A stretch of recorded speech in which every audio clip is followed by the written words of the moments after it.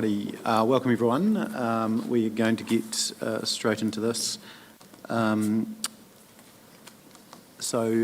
everyone from the Geraldine Orari areas. Great to have you with us, and we'll just get through a little bit of housekeeping and then we'll get into hearings. Some more seats over here, Graham, welcome. So I'm just going to go straight to apologies. I've got Councillor Burt and Councillor Booth. Everyone else is here. Move for those apologies. Councillor Jackson, I'll second that. Put the motion. All those in favour, please say aye. Is any public forum, not that I'm aware of, outside of hearings, which we'll get to shortly? No. Any urgent business for council meeting? Minor nature. I think we've got some stuff potentially for the committee meetings this afternoon. Any conflicts in regard to the agenda today? No. So we go now to minutes of the council meeting, confirmation minutes on 1st of July 2024. Can I move for that? Yeah, Councillor Pye, thank you. Councillor Shannon, second. Put the motion. All those in favour, please say aye. And then this lot is PX minutes that have come through 13.1 through to 13.5. So we'll move that as a group. Can I have a move for that? Councillor Piddington, Councillor Shannon again, put the motion. All those in favour, please say aye. Against carried. Then we go to 7.1, which is minutes of the extraordinary council meeting held on the 16th of July. Everyone comfortable with those minutes as they read? Yep, and a mover for that, Councillor Jackson and Councillor Parker. Put the motion. All those in favour, please say aye. Against carried. Yes, which includes, sorry, that included the 6.1, doesn't it?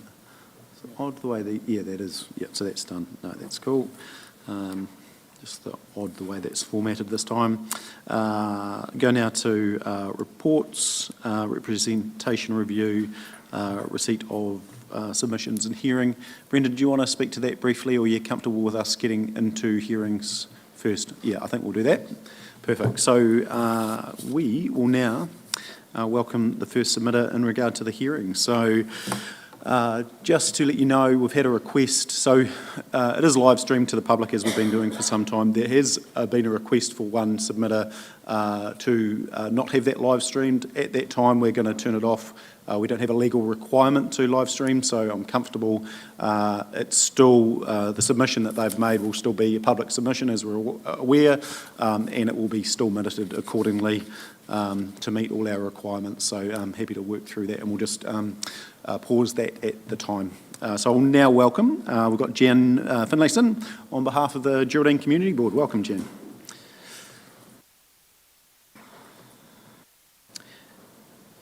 And so just as far as timing, roughly, I know there'll be some that will probably speak for a little bit less than others. Jan, because you're on those representing a larger group, have a little bit more time, save some time for questions, and you've got 10 minutes. Welcome. Thank you very much. And apologies from Bob Pringle, a submitter who would like to be here today but can't. Thank you. So you've got our submission. On page 4 of it, we reference the representation review guidelines made in 2023.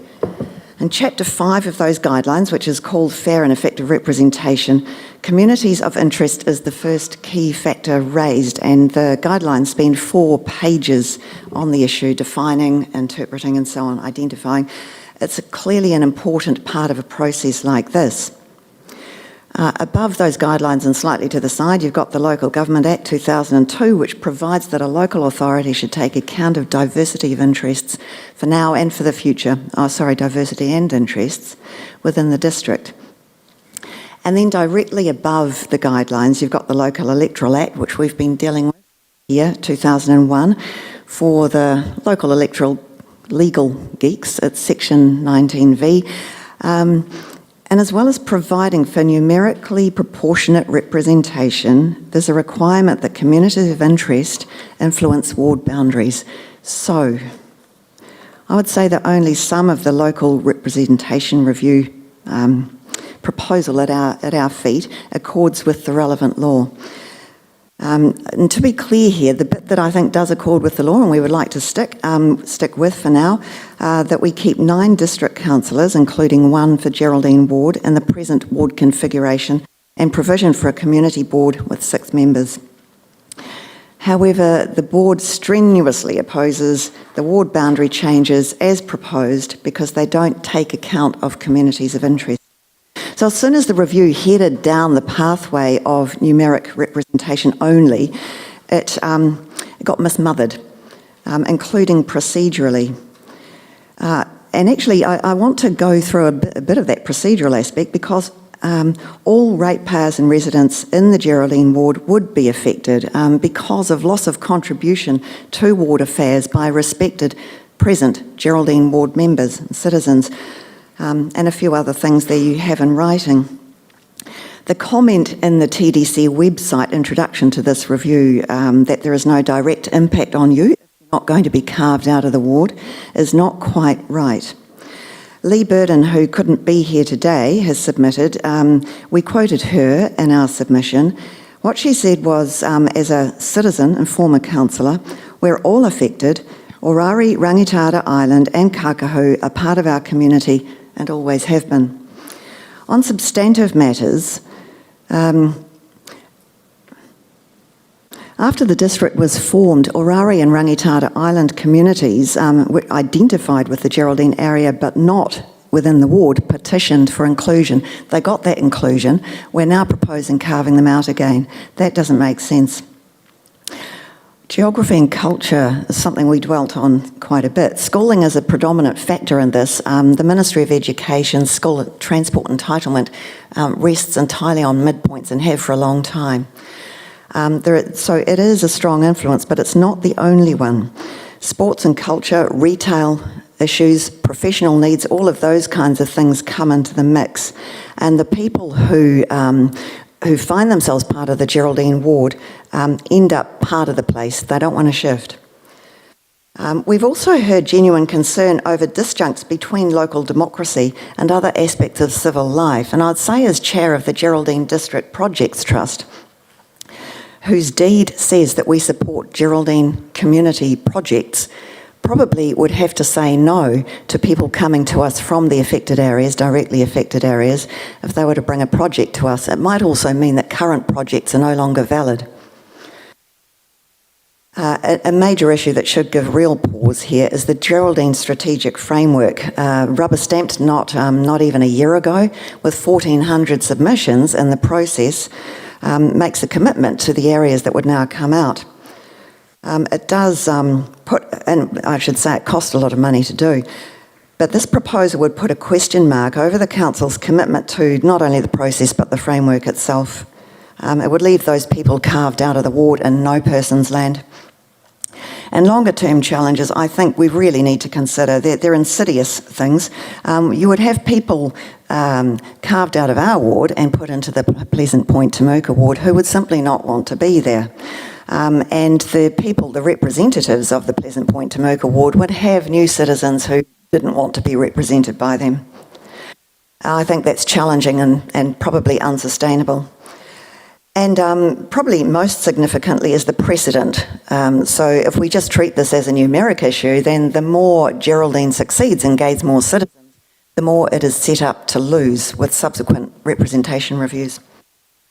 It's no way to go. We include here testimony from citizens. I'm not going to read any of it out, except to say that there is nobody I approached for testimony who supported the changes. We haven't been selective in this. There was one case of neutrality on it, and that case was for very specific personal reasons, as you know.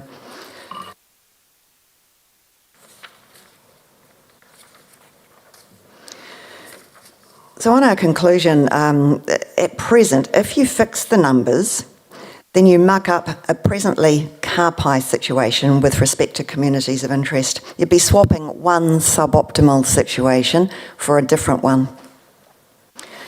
So the Geraldine Community Board's preference is to seek temporary exemption from representation changes and work outside the plus or 10% threshold until the next review. And I'd back that up by saying that our councillor is very well supported by a very active Geraldine Community Board. We're fine for now. Also to say that such an exemption is not uncommon. As you know, there are 18 other territorial authorities that over the last 5 years have been granted such exemptions for similar reasons.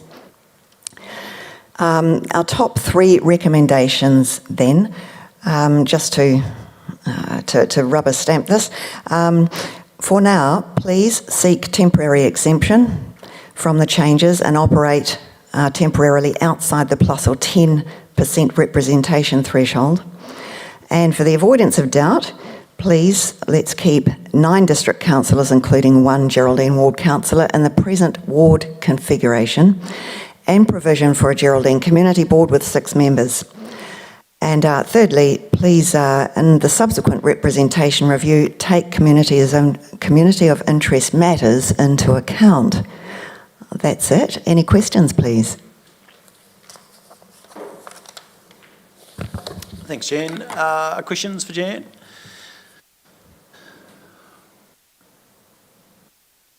No, all pretty good.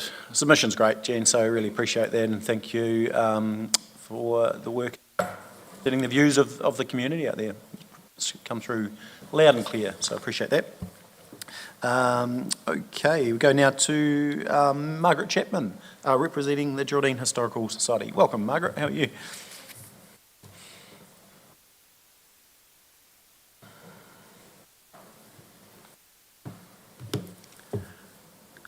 So just push the button, Margaret, in front of you when you're ready to go. And the floor is yours, we'll listen. Thank you very much. Thank you, and thank you for the opportunity to represent on behalf of the Geraldine Historical Society, which runs the Geraldine Historical Museum, which is the local historical museum for the whole of the Geraldine area. We cover all the areas right up from Mesopotamia right down to Winchester, right up to Kākahu. So we are very concerned about the proposed changes as they cut out quite a lot of our area. I'm the secretary, and unfortunately we're not able to have anyone else here with us today because they are all, otherwise it would have been, we have got 100 primary school children at the museum for the morning, talking to them and telling them about our history, our rich, diverse history. Yesterday morning we had 75. I must tell you, it was probably more daunting talking to them than it is to you people. But they were interested. It was their history. They wanted to know about it, and we're very, very proud that we can tell them about it. They were all volunteers at the museum, and we're passionate about sharing our history. It's a special place in paradise, as those who live there all know. This includes the Geraldine Township and all the outlying areas. But I'd like to put into context a little bit of the historical context of the Geraldine area and the governance of the Geraldine area for you all.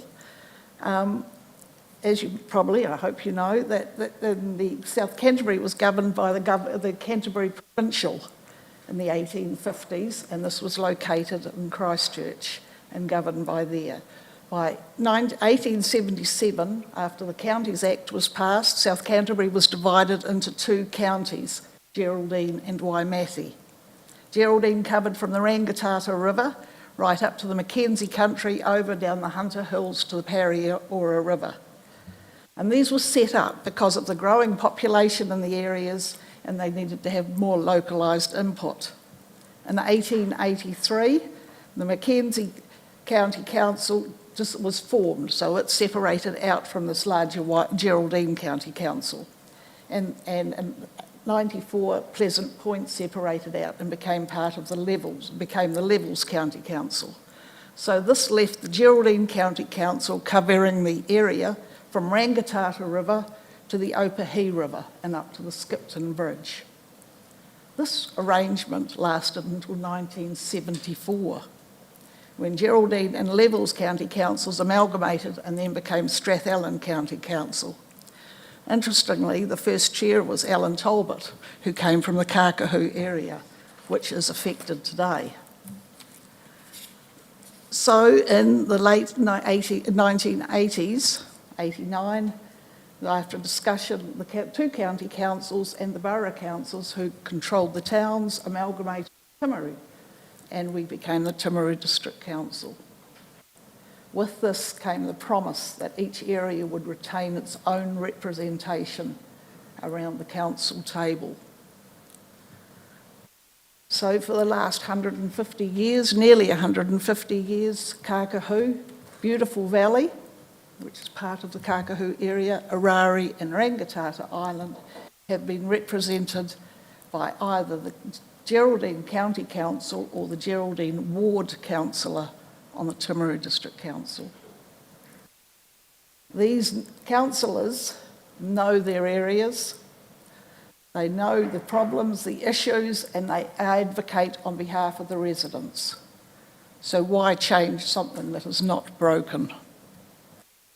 The community of interest for the people from Kākahu and Beautiful Valley, Arari and Rangitata is Geraldine. All roads lead to Geraldine. Schooling is in Geraldine. Social and cultural activities in Geraldine. The buses are in Geraldine. The museum has the school records from the Kākahu Bush School and all memorabilia from that school. It has the school records from Arari School. It has the school records from Rangitata Island School. And its possession, it safe keeps them, and we are very proud to have it. We have the memorial boards from the Rangitata Island School, from the War Memorial. We support anything that is held in the district because it is our district. We are not part of Temuka or Geraldine. I challenge the councillors, have they ever driven the roads from Kākahu or Beautiful Valley over to Pleasant Point? They wouldn't be doing it very often. Let me tell you, you'd have to hold your teeth in over some of them. They are shingle roads. They are not roads that you would drive every day with your children. When the Kākahu Bush School closed in 1938, the children from Kākahu Bush School did go over to Pleasant Point, and some from the corner of Winchester Hanging Rock and Rapawai Road went down on the Geraldine side of that, went to Geraldine. The rest of them all went to Pleasant Point. So we have all this memorabilia there. As I say, we proudly show it. The identities from the area, we proudly show the identities that came from all these areas. The geological boards and that we have the historic lime kiln is out at Kākahu. That is part of the Geraldine area. It won't be if you do a ward change. Our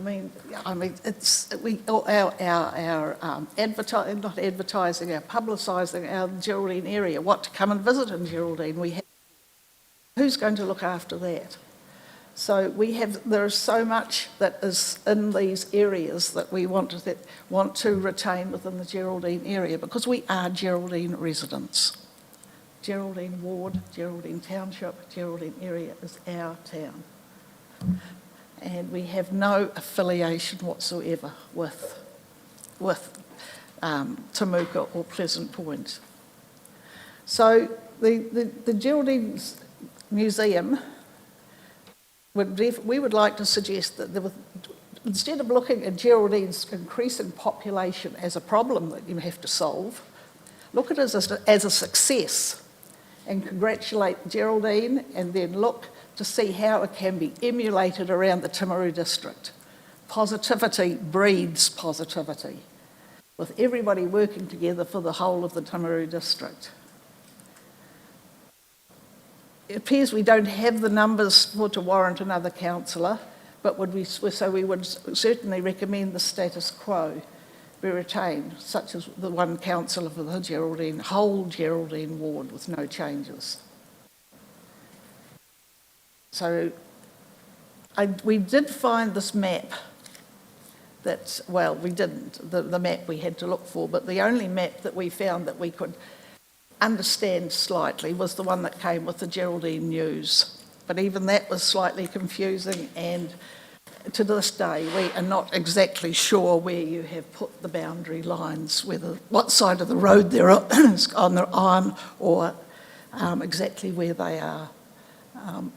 So it is difficult, and also the fact that after doing some research myself, because I am a resident or an ex-resident of the Kākahu area, the affected area, some people got letters and some people didn't. And talking to them, some people said, know nothing about this. And others said, well, yeah, I got a letter. So I'm not sure how that worked and why that happened. But, you know, I sort of feel that the consultation was not probably as robust as it could have been. So I will leave it there, but if you've got any questions, happy to answer them. Thank you. Any questions for Margaret? Gavin. Sorry, thanks, Margaret. That was a really great submission, and I know it's hard to come into town here, especially on a day like today. I know the farm doesn't stop running when you come into town. Just one question. Historically, there'd be quite a few names of streets in Geraldine named from some of those people, that descendants in those areas that are affected. Would that be Yes. true? Yeah, McDonald. Yeah. Is the first one that comes to mind. Yeah. Yeah. So you think we'd lose some of that history as well, with, you know, as if some of those descendant areas were moved out of the Geraldine, and those names would be sort of lost in transition, so to speak, a wee bit? Well, I probably would hope not, because we even though we got the ward change, and we don't want the ward change, we're still going to represent the Geraldine area. Yeah. Because, you know, if we don't, nobody's going to, and we're going to lose so much of our history. And we've had a number of identities, well-known identities, come from all these areas. I think you've got a photo up in your board room somewhere where you have all the photos of important people around town, of Jessie Mackay, who was the first international, as I said in my submission, that was the first internationally recognised woman poet in New Zealand, New Zealand woman poet. She's up here, there, and she came from the Kākahu area. She taught at the Kākahu Bush School. That's an important part of our history, our identity. We don't want to lose any of that, and we'll do our damnedest not to at the museum, but that's... I think McGregor alluded to us last week in a speech. 16 world champions have come from Geraldine, so... Number of MPs too. We've had a number of MPs. Can I just make just one final comment before I do finish? As I was driving in today, Gavin reminded me of it. The weather, adverse events,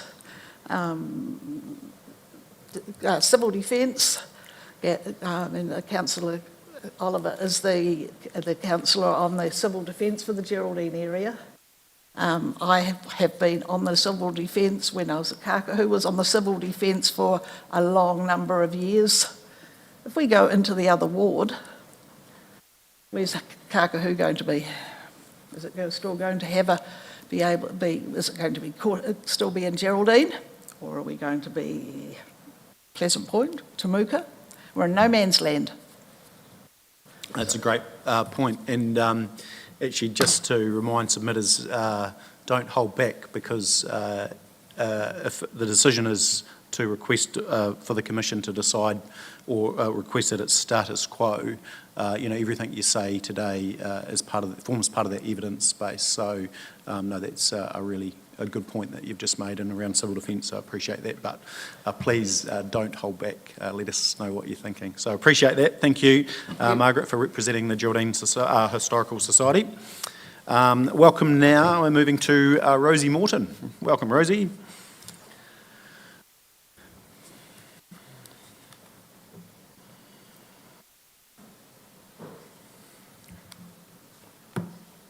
Before I start, you don't know how hard that is for a lot of us. And the fact that we're mad enough that we've come in here should... Oh, is that going? Yeah. Should be listened to. Hopefully you've all read my submission, so I won't repeat it here, other than to say I am and have always been involved in the Geraldine community, as is my family for 171 years, and I wish to stay in it. Communities of interest are important. They're not to be carved up for mathematical tidiness, which is what I see suggested in this proposal. Even if this went ahead, it's only a short-term fix, which would need to be revisited in 6 years with Geraldine's growth. That is not good planning. Do it properly, with good consultation and discussion about other alternatives. Thank you. Any questions? Questions? Questions from Tamuka? Tamuka's getting the cold Almost shoulder today. aren't disappointed, Rosie. I wanted to hear more like you did the other night, which was fascinating because you had made some very valid points which are captured in your so thank you. I will be speaking as little as possible here. No, thanks, Rosie, and Councillor Pye's point, great submission, so thank you. Anything on this side? No, fantastic. Thanks, Rosie, appreciate that. Move now, we've got Russell. Welcome, Russell Brody.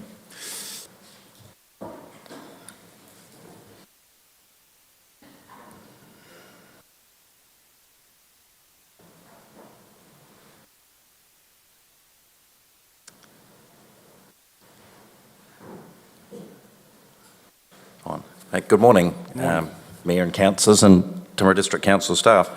Thank you for the opportunity of being here. A lot of what I had has been covered with the history of it. Personally, my family's been on Rangitata Island since the early 1890s, and only proud to be the third property owners going back to the McDonald's in the 1850s. Back in the early days that they talked about, the settlers on the island and getting to the mainland was always tricky. When there was access more than the railway line, the first bridge went in late 1929, 1930, which gave access to directly, the nearest town was Geraldine, which had always been the traditional centre. My grandfather was a councillor, Geraldine County Councillor, for a number of years in the 1930s. To support his community in the Geraldine area. My own personal was Geraldine High School, the stock firms when I grew up. That's where my parents purchased everything that was needed on the farm, and it just was the place to go. It's not a knock of Tamuka. It's just where it ended up to be. And as I've mentioned to Councillor Pye a couple of times, and I hope she does forgive me, it's definitely nothing personal. Her support has been brilliant as well, but it comes down, as others have mentioned, changing boundaries which may have to be changed again. It's interesting this morning as I came in just after dawn from the lambing beat, might dampen, it's not a whole lot of fun thinking of the pioneers who set to, got councils running to arrange and manage affairs for the residents, the people of the district. And they just got on with stuff of short-term shuffling of boundaries when the feeling seems to be that they will be changing back again. It does seem a bit of a pity. Just in a nutshell, I opposed it, as my submission said, because changing from the status quo I think would be unnecessary. And we've got the history there, and it would be a pity to disrupt things. I mean, we've seen it with Geraldine County Council that disappeared, it merged and became Strathallan, and each time it happened there was a little bit of watering down of the representation for the people in the Geraldine area, which included Rangitata Island. So I think that just about covers my brief summary. Any questions? Thanks, Russell. Questions?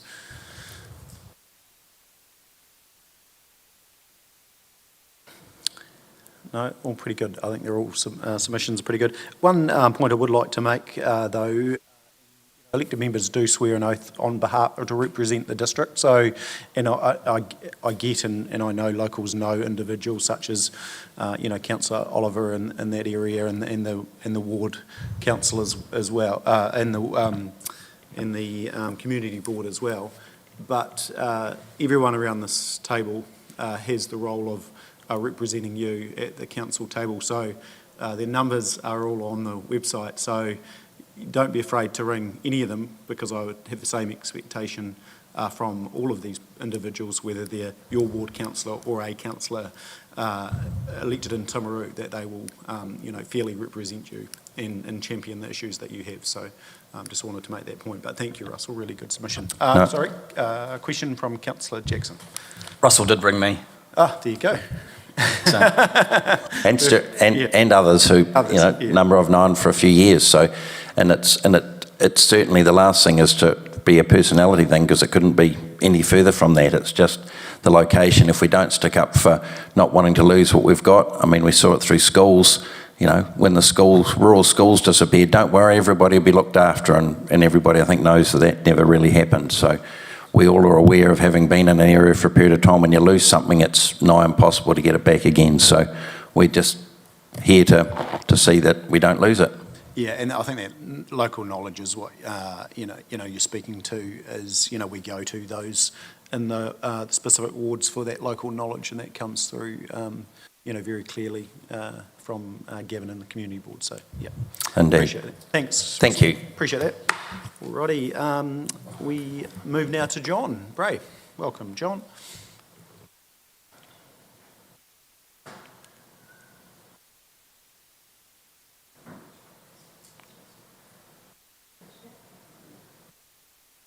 Alrighty, just push the button and the floor is yours. Thank you.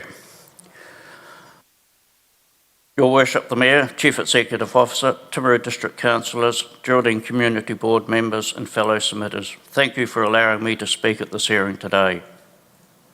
I'll refer to my notes so I don't waffle. My family history to the Orari Geraldine District go back to 1862 and 1863, when they arrived in Orari from the United Kingdom and were married in Geraldine in 1865. Fred Austin was one of the earliest workers on Orari Estate. They lived along Austin Lane, which is only a line on a map these days, so I guess another line on a map means nothing to the bureaucrats in Wellington. Mr Pringle, Pim and myself took a petition around Orari District seeking support from the community to remain in the Geraldine ward, and they felt that they would be better represented by remaining as the status quo. All but one household wanted to remain. Most people, when they received the letter, were outraged with the idea of a boundary change, but thought there was no point in putting a submission in, as this is what the Timaru District Council wanted the change to happen. So most letters finished up in the fire. We were thanked by many for taking the time to get the views from the community and getting their signature of support for the status quo. I noticed in the Timaru Herald yesterday they were talking about having a fair representation on the Environment Canterbury Board. The people of Orari, Kokahu, Rangitata, Geraldine and want a fair representation on the Timaru District Council. As quoted from yesterday's Timaru Herald, Bowen said it was important the province was represented fully, and some of the strong views of one area may not make sense in another part of Canterbury. End of quote. I guess it is the same here in South Canterbury. If the hierarchy want a fair representation on ECAN, it is good enough for the general public to be fairly represented in the current Geraldine ward. Also in the Timaru Herald some time ago, it was mentioned about the boundary changes possibly affecting RSAs. RSAs throughout New Zealand are without borders. It doesn't matter where you live, you can belong to any RSA that you want, and beyond that, executive. Having an online submission form is a good idea, providing you don't have to print it off, write on it, plus any additional pages, then send it via snail mail or have to scan it to be able to email it back to the council. If the form was writable, similar to the police online file forms, you would just be able to complete your form and then submit it. It was a 4-step process. You may be able to do it with the PDF form that you have already, but not everyone is computer literate. I'm sure there is a consultant out there that can design a suitable form for future submissions that the council can use to make it easier for the public to use. I thank you for your time this morning. Questions? Thanks, John. We're trying to move away from using consultants for such such tasks. Any questions for John? Yeah, Councillor Pye. Thank you, Mr Bray, for the time that you and Mr Pringle and Mr Pinn put into gathering the views from the Orari residents. Did you visit every household in Orari, and just ballpark figure, what kind of response do you think you got? Like, is it 90% or you might have put that in your submission? Yeah, I I've had got it in my submission, but it was That's 99.5%. There was just one household that thought they'd be better off in Temuka. There were a few households that I didn't get a signature from all the voting members, but we got over 150 signatures. That's an outstanding effort, and I thank you for your efforts. Thank you. Thanks, John. Sorry, Councillor Jackson. Yeah, thank you for John for that submission. Just want to make a point, and one thing that I do find a little bit distressing, that you mentioned in there, there's no point in making a submission because we as elected members don't listen. And I do take exception to that. And I'll tell you why I take exception to that, because I spent hours reading through your submissions at the weekend. I'm here today to listen to the people of the public gallery, including yourself. And so to say that we don't listen, I think is really wrong. We're here to listen today and listen with an open mind. And really thank you for your submission. Thank you. Thank you. Thanks, John. Appreciate that. Awesome. Now, Jen, you said Bob was not coming, didn't you? Bob Pringle wasn't coming, was he? No. So move now to Helen Malkin.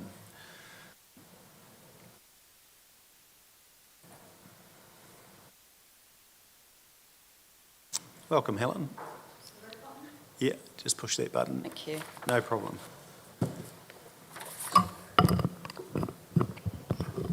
Great, thank you. Floor's yours and we'll listen. Well, good morning, everybody. My name is Helen Malkin. I live on Hall Road, Geraldine, which is part of the Kakahu area of the Geraldine ward. Firstly, I would like to thank Council for this opportunity to present my views on the proposal to change the Geraldine ward to reposition the Kakahu area to join with Pleasant Point Temuka ward. My information is based on the document Ordinary Council Meeting Agenda dated 7 May 24, pages 139 onwards. The document Initial Proposal for Representation Arrangements for the 2025 local elections dated 23rd May 24, and Section 19V of the Local Electoral Act 2001. I have counselled local residents' opinion, and you will see for the results of my survey with my submission. I wasn't able to see all the residents of the area, but I consider my survey to be a representative sample of local opinion. I am opposed to the proposal for the following reasons. Firstly, Kakahu is geographically closer to Geraldine than either Pleasant Point or Temuka. We get excellent support from our local councillor, who provides very attentive, sympathetic service to the more rural areas and who does not limit himself to the urban areas of Geraldine town itself. And I was interested to hear Margaret's comment about riding the roads in the Kakahu area. It's very pertinent. We in Kakahu feel very strongly connected to the Geraldine ward. There is a keen and enthusiastic involvement in the community. I believe in shopping locally and indeed using local services such as retail outlets and local amenities. You may say that even with the proposed changes to the wards, it will not limit our ability to avail ourselves of such facilities. That may be true. However, many of the Kakahu residents feel that they are to be annexed from their community hub. Please do not underestimate the strength of that feeling. I quote from Act 19V, subsection 3, that non-compliance with subsection 2 is required for, and I quote, effective representation of communities within island communities or isolated communities. The repetition comes from the Act. It's not an error on my part. Communities situated within the district of the territorial authority, or compliance with subsection 2 would limit effective representation of communities of interest by dividing a community of interest between wards, or compliance with subsection 2 would limit effective representation of communities of interest by uniting within a ward or subdivision 2 or more communities of interest with few commonalities of interest. Many of the residents I spoke to shared my opinions. I would propose that option 1 is the best solution. Leave the wards and the councillors as they are. I disagree with item 49, page 144 of the Ordinary Council meeting agenda, that there is perhaps no justification for exemption. Kākahu may not be an island, but it is sufficiently distant from any of the wards to be deemed isolated. And certainly splitting Kākahu from Geraldine would limit effective representation. This comes from item 11 of page 140 of that report. And thus, application for exemption is justifiable. And as item 11 states, in these situations, effective representation is given priority over fair representation. If the Regional Council or the Commission considers that effective representation of the communities so requires, constituencies may be defined and membership distributed between them in a way that does not comply with subsection 2. Taking Councillor Jackson's point, it's interesting that I come in conclusion to the fact that I would just like to add, as food for thought, that in the course of conducting my survey, I showed people the letter from the council and the submission form, and I was told that many of them had thrown it away. When I asked why, I was told that they didn't think it worthwhile reacting to it because they didn't believe the council listened to their views. It may well not be the case, but clearly a distinct perception issue needs to be addressed. The council should not rely upon acquiescence. Finally, I would like to thank the council once again for your time. Any questions? This is a very good submission. Well done. Thanks, Helen. Any questions? No? Thank you. Brilliant. Thanks, Helen. Now I've got Kay Griffiths.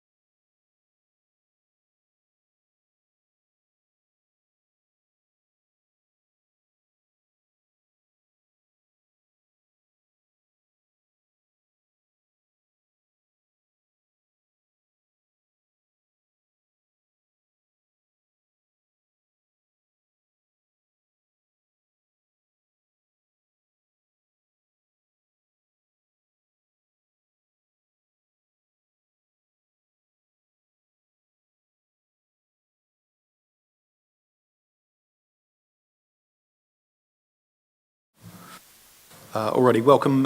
So we're back in on live stream, and apologies I didn't say why we're going off, but we just had someone that was submitting that had requested not be live streamed. We don't legally have to live stream, and there was also minutes recorded through that period. So we are back on live stream because that is the preference. So we'll go now to welcome Roger Payne.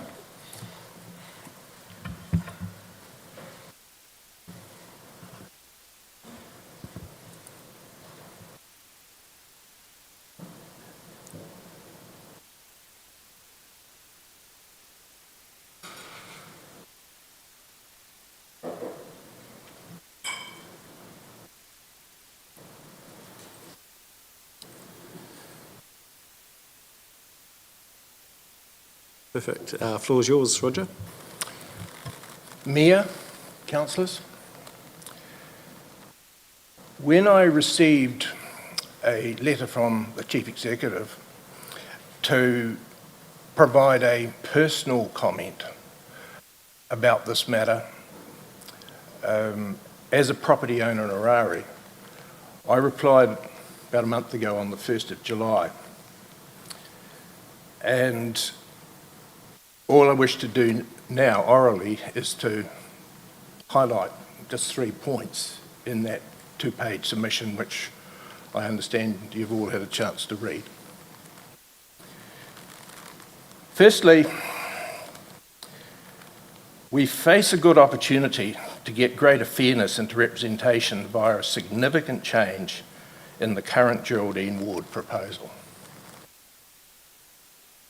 I am clearly, strongly opposed to Orari being moved from the Geraldine Ward to the Pleasant Point Temuka Ward because of the long-standing historical, geographic, roading, community links between Orari and Geraldine, and those links, I believe, have been adequately covered already this morning.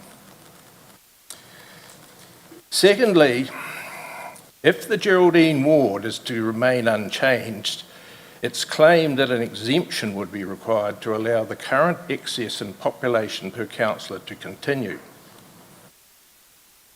But with a lot of central government experience, I say that I'm opposed to the exemption approach because it could well lead to further divisions and even appeals and a lot of time for very, very questionable purposes. So I've looked for a solution that goes way beyond that type of approach, and it's this. I would like to see the Geraldine Ward population, instead of being seen as an exemption, to be the standard for all wards in the Timaru District Council. And that means we would have a population per ward of approximately 6,000. Now, this would be achieved by dropping one Timaru City Ward councillor to allow moving about 2,000 people from North and West Timaru, that is Washdyke, Mountain View, Gleneity, Otapure, to a new separate ward for Pleasant Point, which has a long-established community of interest, different to Temuka. You know that Pleasant Point has its own community board. It's got its own senior rugby team, just like Geraldine and Temuka, and it has some unique tourist interests. So we'd have one less councillor sitting around this table, and each of them would be representing approximately 6,000 people. And thirdly, finally, evidence is provided in the submission that the proposal is doable on a population statistical basis. Thank you. Thanks, Roger. What do you think? Because we, you might talk to this point to Councillor Piddington, but and this is, one of the considerations that was made in the challenge that we have with it is, Geraldine is an example, and a perfect world would love to have more representation, 2 councillors at some point if that were, the way the population goes. But there is the risk of having no Geraldine councillor. You could just have 3 from Temuka. You might have, if you include Gleneaty, you could actually end up having, in all reality, you could have 9 from Timaru representing Geraldine. That would be the challenge with that scenario. No, not at all. But if you look at the top of the second page, there would still be Timaru City wards. No, there would just be 1 ward in Timaru, represented by 5 councillors. Then you'd have 1 from Pleasant Point, 1 from Temuka and 1 from Geraldine, giving a total of 8 councillors and a mayor. But that requires Washdyke, part of Gleneaty, Mountain View. So that's what I'm saying. Those ward councillors could actually be people living in Timaru that then become this is the challenge with it, is when you have that, this is the challenge we went through, is when you take away that Geraldine or make changes, as we've suggested, that you could get to a point where there is no Geraldine person representing Geraldine. No, that's not true at all. We would still have Geraldine, we'd still have Temuka, we'd still have Pleasant Point. Oh, 3 separate. Oh, right. Yeah, okay. Yeah. Well, that's challenging, in its own right. That's right. We'll go to questions over here. I like your thinking, Roger, and that you've brought something different, but I don't totally agree. We've got a passionate group here that we've listened to that are a community of interest, and suggesting if I lived at the top of Waidee Road or in Washdyke I had a community of interest in Pleasant Point is stretching the bow a bit. I was alone. I thought we should have gone just 3 councillors north of the Opahi River and done it that way. So there's lots of thoughts and other things, but I just don't think that particular one of grabbing people from the top of Gleneaty Road or Washdyke and putting them in Pleasant Point, the room would be fuller than it is now. That's just my opinion. You're entitled to yours. Councillor, I have explained in this 2-page document that there is a community of interest in Pleasant Point that links to places like Washdyke and the northern areas of Timaru and western areas. For example, look at the recent issue about Pleasant Point parents, some of them preferring to have secondary schooling for their children in Timaru, not Temuka, and therefore they're challenging transport systems. There's the issue of the cycleway that links Pleasant Point to Washdyke, not Temuka, and so it goes on as mentioned here by way of example. My point is I accept what you say, but I'm saying that I don't think, and it's my opinion, if I went to the people at the top of Gleneaty Road and said, you're no longer voting for Timaru, where we get 16 candidates standing, to an area where you might get a choice of 2 or 3, would be their preference. I could be wrong. Well, I don't need a reply to that, Roger, because we're just going back and forth like table tennis. I've read your report. I'm just saying I think it creates further difficulties. Take a suburb like Mountain View. Why is it called that? It looks out over the Pleasant Point and the levels. So does Otapure. So does Gleneaty. Beautiful views of the west. Geraldine Downs looks to Banks Peninsula, but I don't think that'd work for them. Oh, no.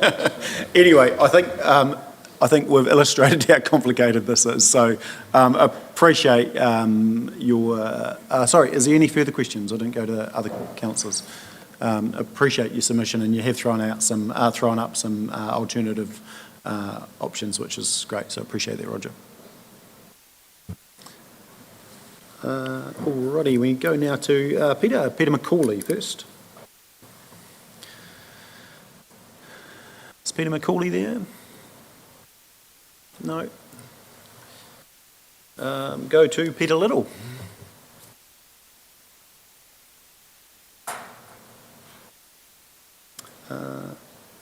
79. Welcome, Peter. Good morning.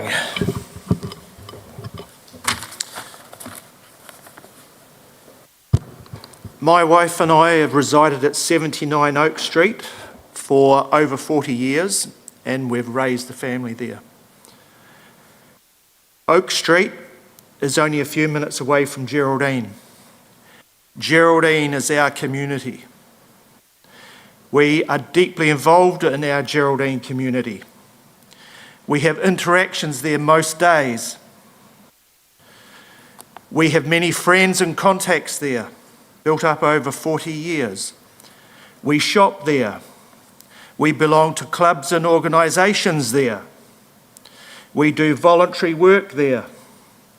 Geraldine is our community. It is important to us to be able to vote for our Geraldine community representatives on council.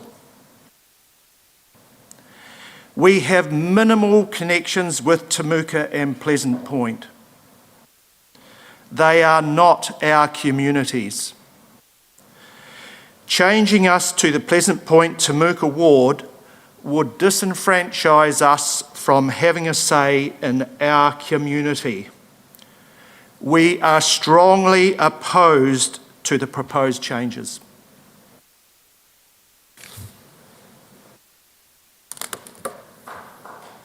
Questions?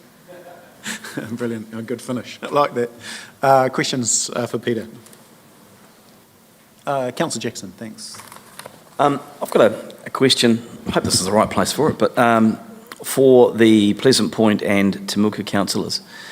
So how do you guys feel about representing Kākahu, Arari and Rangitata Island? Do you think you can offer the same sort of service as a councillor as the current Geraldine councillor? There's probably a question for deliberations, but I'm happy for you to answer it if you so wish, since there's public in the room. Well, I think as me and Nigel alluded to, we all took an oath to represent everybody, as you know. We're in a unique situation ourselves where the Pleasant Point ward, for example, which is part of mine and Michelle's ward, is Pleasant Point Temuka. Their representative lives in Temuka.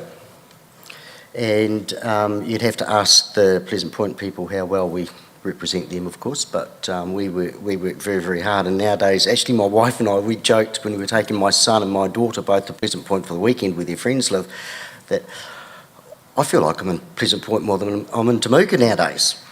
But at the end of the day, I'm a very firm and strong believer in communities of interest.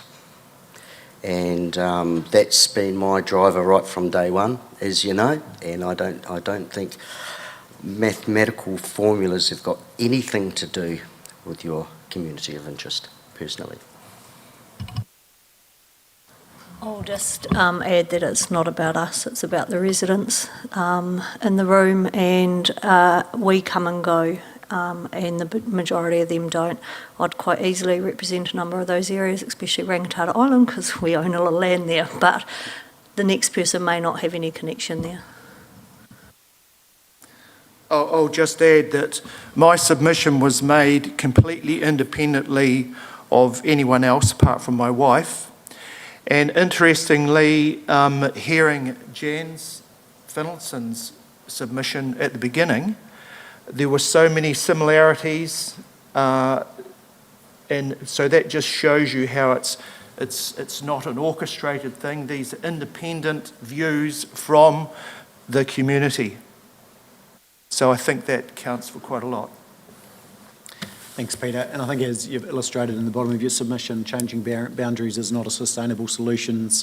A sustainable solution, and the challenge that we have in another 6 years, there will be more population changes. So, but it is a legislative requirement that we go through this process every 6 years.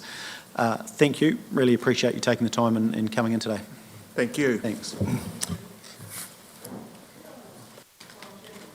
Yeah, Helen. Oh, sorry. Come up and grab a mic just so anyone watching can hear you. Thank you. The tolerance of plus or minus 10% that's stipulated in the Local Electoral Act. I noticed the Act is 2001, the last time that I could see it being updated, but not in the context of tolerances or base numbers. How often is that changed? How relevant is plus or minus 10%? Because we've heard around the tables today, many of the people submitting believe more strongly in locations of commonality than in strict mathematical numbers.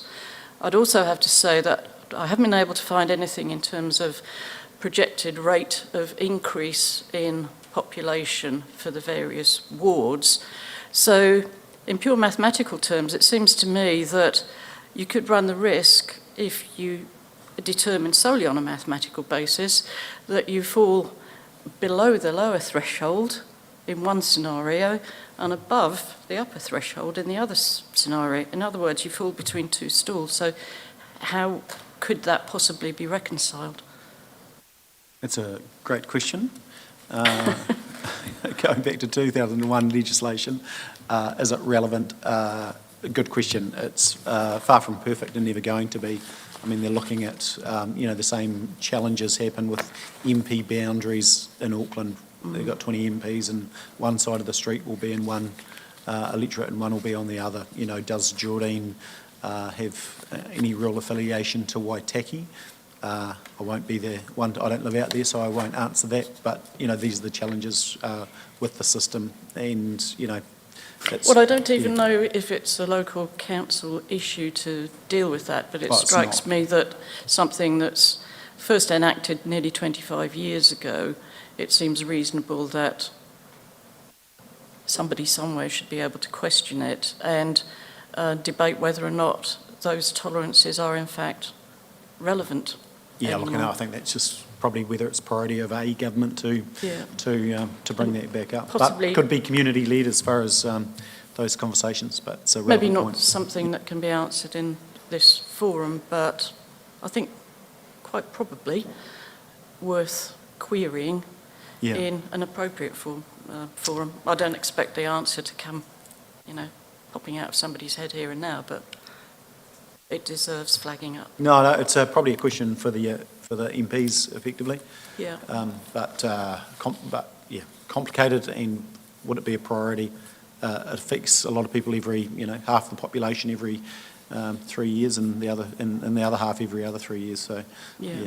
I mean, I think it's fair to say that from what we've heard today, local community members don't want to feel that they're being painted into an unacceptable corner purely by virtue of something that was enacted 25 years ago and which may not be relevant anymore. So, well, it's hard to. It is a challenge when you're, from a population point of view, you're dealing with mesh blocks, and X amount of mesh blocks make up a community. And of course, it's dynamic and organic population growth as well, so it's hard to predict. And it's not the ideal way to be dealing with people. No.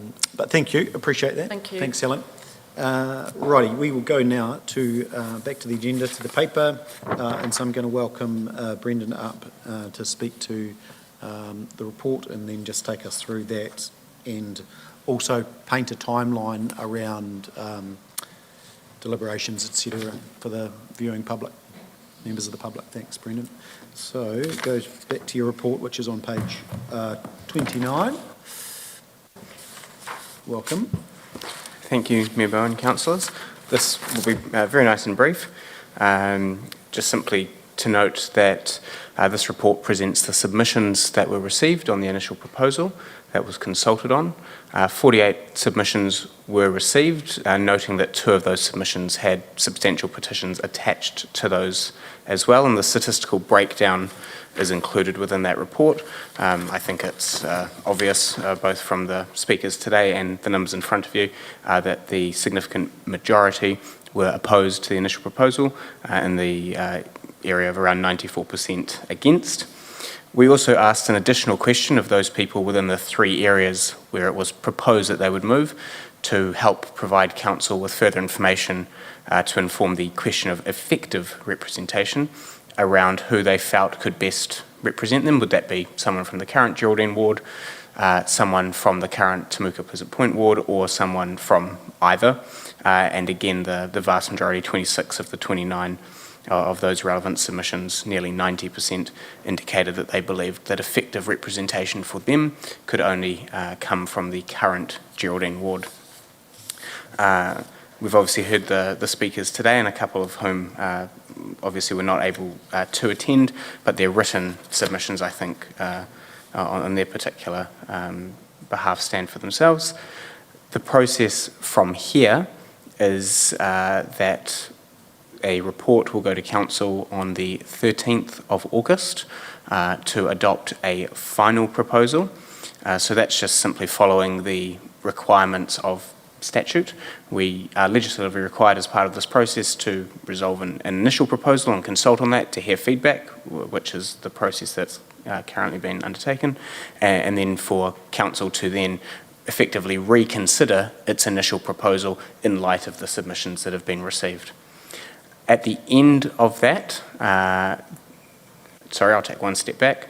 So council has until the end of August, effectively, to resolve a final proposal. By law, it has to be 8 weeks after the public notice of the final proposal is required within 8 weeks from the close of submissions. I think that's legislatively in place just to ensure that council keeps its finger on the ball and doesn't run with it and let it drag out. But again, that's the legislative framework that we're working within. So council does have until the end of August to make that final proposal. But regardless, we'll bring that on the 13th of August. If it's resolved on the 13th of August, or indeed whenever it is resolved within approximately the next month, there is an at least 1 month appeals and objection period, and that's again statutorily required. So that then means that anyone who's made a submission has the ability to appeal the decision that council makes if council resolves the final proposal the same as the initial proposal. If council makes a final proposal that's different to the initial proposal, I appreciate there are a few ifs, etc., but again, that's the framework we work within. If council makes a final proposal that's different to the initial proposal, then people, anyone, not just submitters, have the right to object to that. If there are any appeals, objections, and/or the final proposal has any of the threshold, the wards that are outside the plus or minus 10%, then the Local Government Commission will make the final determination. I appreciate there's a bit to it. It's a little bit easier when it's sitting in front of you, looking at it on a piece of paper or perhaps drawing it on a map. When I'm saying it out loud, I appreciate it can be a little bit confusing. Happy to step through any of that if you want. Yeah, no, it's cool. Or answer any other questions. Up relatively quickly. Councillor Oliver, then Councillor Pye. Sorry, this isn't a question, but all I want to say is thank you to those people that have come today. I think you've sent a very, very, very clear message of how you feel about what the outcome that's desired.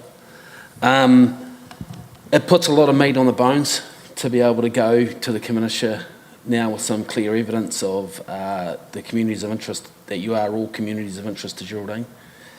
And you know, our rural community has a big place in our general community of Geraldine, and I think I can speak on behalf of all our community that you're well and truly communities of interest, and I fully support that you stay in the Geraldine ward. Thanks. Councillor Oliver, Councillor Pye, and then Councillor Piddington. I just have 2 quick questions. My first one is you spoke of people being able to object or appeal. Yes. Can they support? So if we decide to retain the status quo and get the Commissioner to make a decision, does it have to be an objection or an appeal, or can it be further support? Good question. The legislative framework is set up that it's a negative feedback, shall we say, but that doesn't stop us inviting people to give their views in some other way as well. We're just required as a minimum to provide that appeal or objection opportunity. And my second question is, I note in the tables in the report that the numbers don't reflect the numbers in the two petitions that were attached to two submissions. So when you bring the report back in August, will you have gone through those, eliminated any double ups, and provided us a more realistic number of who has submitted? Absolutely. If you wish, the tricky thing with submissions versus petitions is comparing apples with apples, because the petitions weren't necessarily, or the information in the petitions weren't necessarily the same as what was being consulted on, or submissions, etc. That's a different point, but very happy to break that down. I think the numbers effectively speak for themselves as well, in terms of there is a significant, of the people that submitted, there is significant community opposition to that. Yeah, and I understand that, but 145 potentially, or 150, is a much larger number than 45. Correct. And I know the percentages will be the same, and the petitions are quite clear in do you support it or not. So I would prefer that, but it's up to the room what they would prefer. Yeah, happy for that, to support that. Councillor Piddington.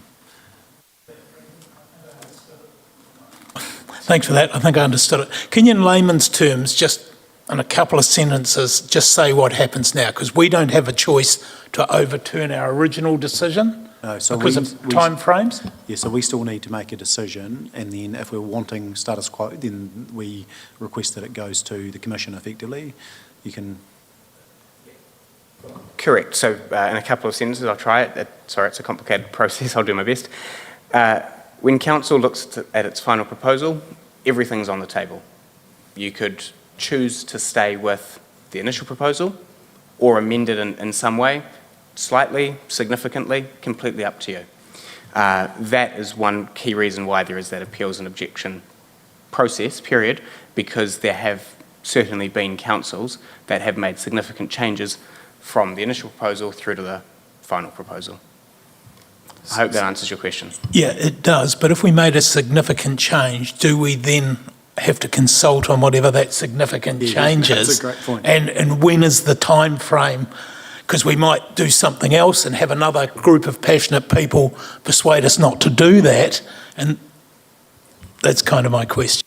Yep, absolutely. And I think that's why the legislation has that appeals and objection process. If it was a normal council process outside of statutory requirements, if we were to make a significant change, we would probably reconsult on that basis again, take a step back in the process. Here, the legislation does not give us the ability to do that, because we're effectively counting down to the next election, where this set of representation arrangements will be in effect. So I think the reconsultation, if there were any significant changes or any changes at all, is indeed that appeals and objection process, period. Thanks. Perfect. Thank you. So let's go to recommendation. Notes all written submissions, including those containing petitions received during the consultation period. Sorry, there wasn't anyone else, was there? No. Acknowledge submitters, which I think Gavin's wrapped that up really clearly. I appreciate that. And then notes that all feedback will be considered as part of the deliberations. And we've just set out that time frame. So everyone comfortable with that? Councillor Pye, Councillor Shannon was the seconder. I'll put the motion now. All those in favour, please say aye. Hence carried. Brilliant. Thank you. So in regard to representation review for now, that is it. But you are more than welcome to stay for the rest of the council meeting. So we'll move now to 8.2, which is options. Oh, no worries. Appreciate that. Sorry, we'll just pause and let everyone exit if they wish to, and we'll come. Tissues, yeah, good. Yep. Yep. Okay, so we will just pause for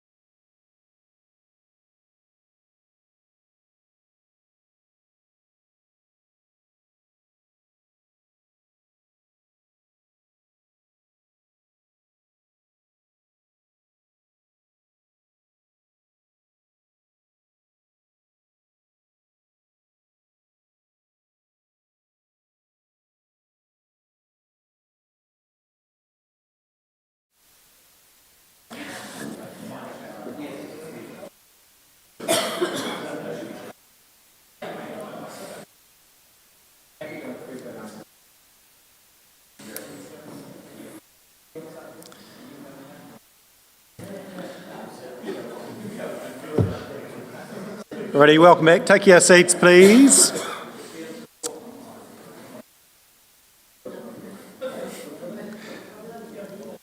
Alrighty, all good, Maddie? Yep, perfect. Sorry, welcome back, everyone. Go now to 8.2. Welcome, Bill and Andrew. Options for managing overnight parking at Caroline Bay. Thank you. So this report was requested previously, and it arose from the fact, particularly over the carnival period, with a large number of camper vans appearing at Caroline Bay. What we have done, this has turned into a more complex thing than initially we thought, as can often happen. But what we've done is we've worked through some potential options, come up with a preferred option, and they're all spout out there. I think probably the easiest way is to deal with questions, unless Andrew wants to say anything else at this stage. Yeah, I think so. I think that makes sense. And possibly, Brendan, it might be worth you jumping up as well. I know we've had some in-depth, welcome back, conversations on this, and it is complex. So I'll go now to Councillor Piddington to start the questions. Thanks. I guess it's got way more complex than I thought it'd ever get. I thought the issue was we had camper vans parking overnight in the wrong places on Caroline Bay. Someone opened a chain and everyone thought it was a campground. So is there a simple way of either moving Freedom campers out, and I see Christchurch and Dunedin do it, and you don't have to reinvent the wheel, and there's a $400 fine if they park in the right place. So that's, whatever. Or can we just put a cost for overnight parking on a prime spot? I mean, I'd like to see it moved inside the Loop Road, but I'm worried if you introduce 4 hours and someone's got a kid in a buggy enjoying Caroline Bay, they come back and get a ticket for enjoying what we all love. So I think we've overthought this a bit, and I don't know how to extract ourselves. Yeah, and it is two different issues. So there's the chain for Caroline Bay at peak times associated with Carnival, and then there's the 365 days of the year where we've got those campers. So it is two issues, Bill. So with regard to that question, the difficulty that arose is that the grass area becomes a parking area for the general public because of the number of people going to the carnival. When you're travelling around in a camper van, that is your car. And so you can go in and park there during the day. The difficulty arose for the Caroline Bay Association. Came time to lock up, they had difficulty moving those camper vans on. And so how we do... To be fair, Bill, I don't think they even tried. It was... So let's not look back, let's look forward and say, how can we solve that? Because not only there were camper vans, people put tarps out, there were dogs, it was great. And in any other town or city, your prime site, you'd be charging something. And I wonder if we moved the camping, whatever it is, and I'm not suggesting a campground, inside the Loop Road that allowed others access and made it clear with a sign, no overnight parking when we open it up, and come up with some way of dealing with that.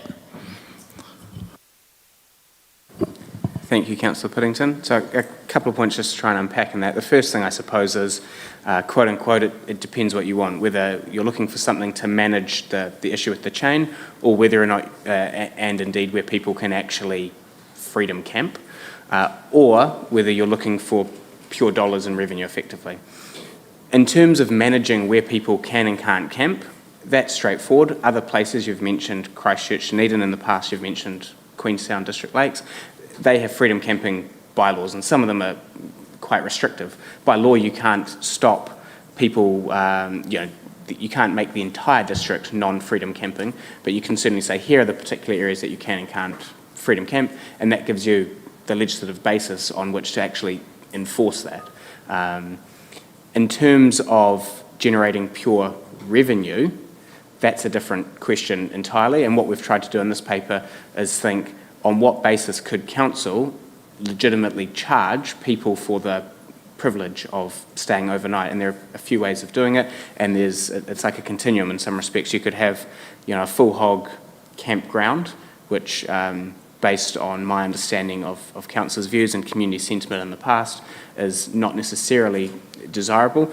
But what we've framed up in the paper, and Andrew and Elliot know a lot more about this than I do, so I'll speak a minimal amount about it, is an option around amending the parking to try and get the intention you want with the minimal amount of downsides effectively.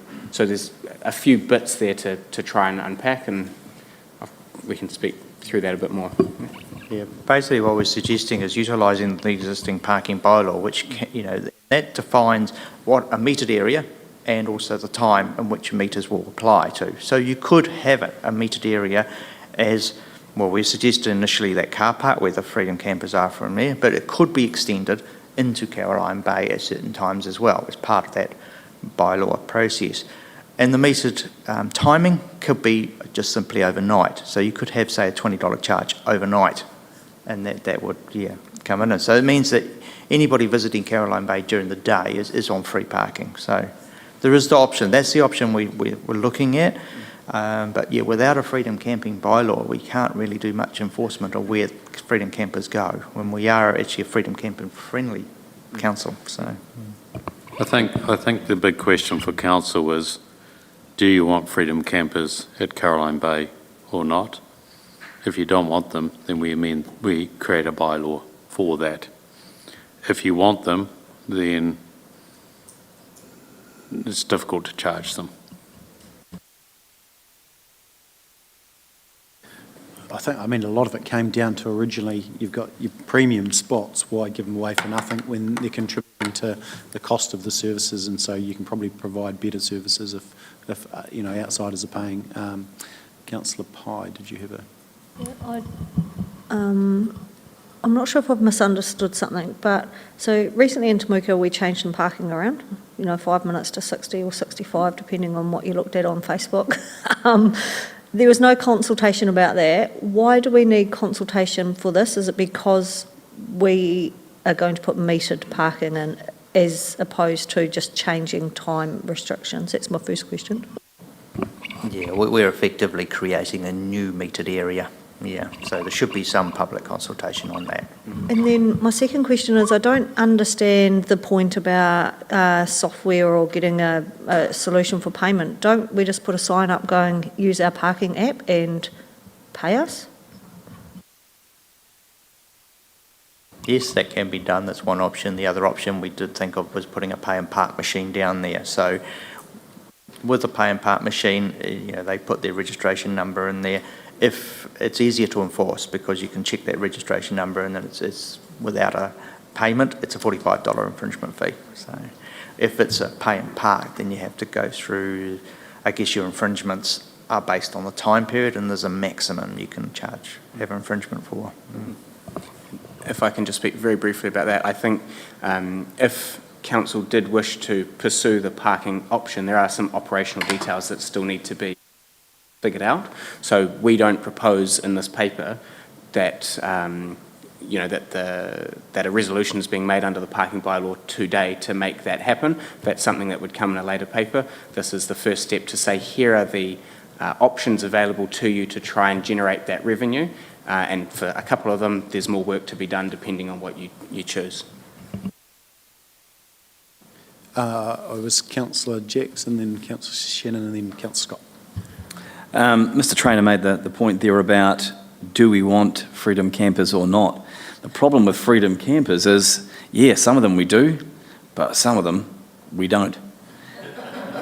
Because honestly, some of them can be a real issue. And I know that there have been a lot of issues in Christchurch with freedom campers, Nelson, those sorts of places.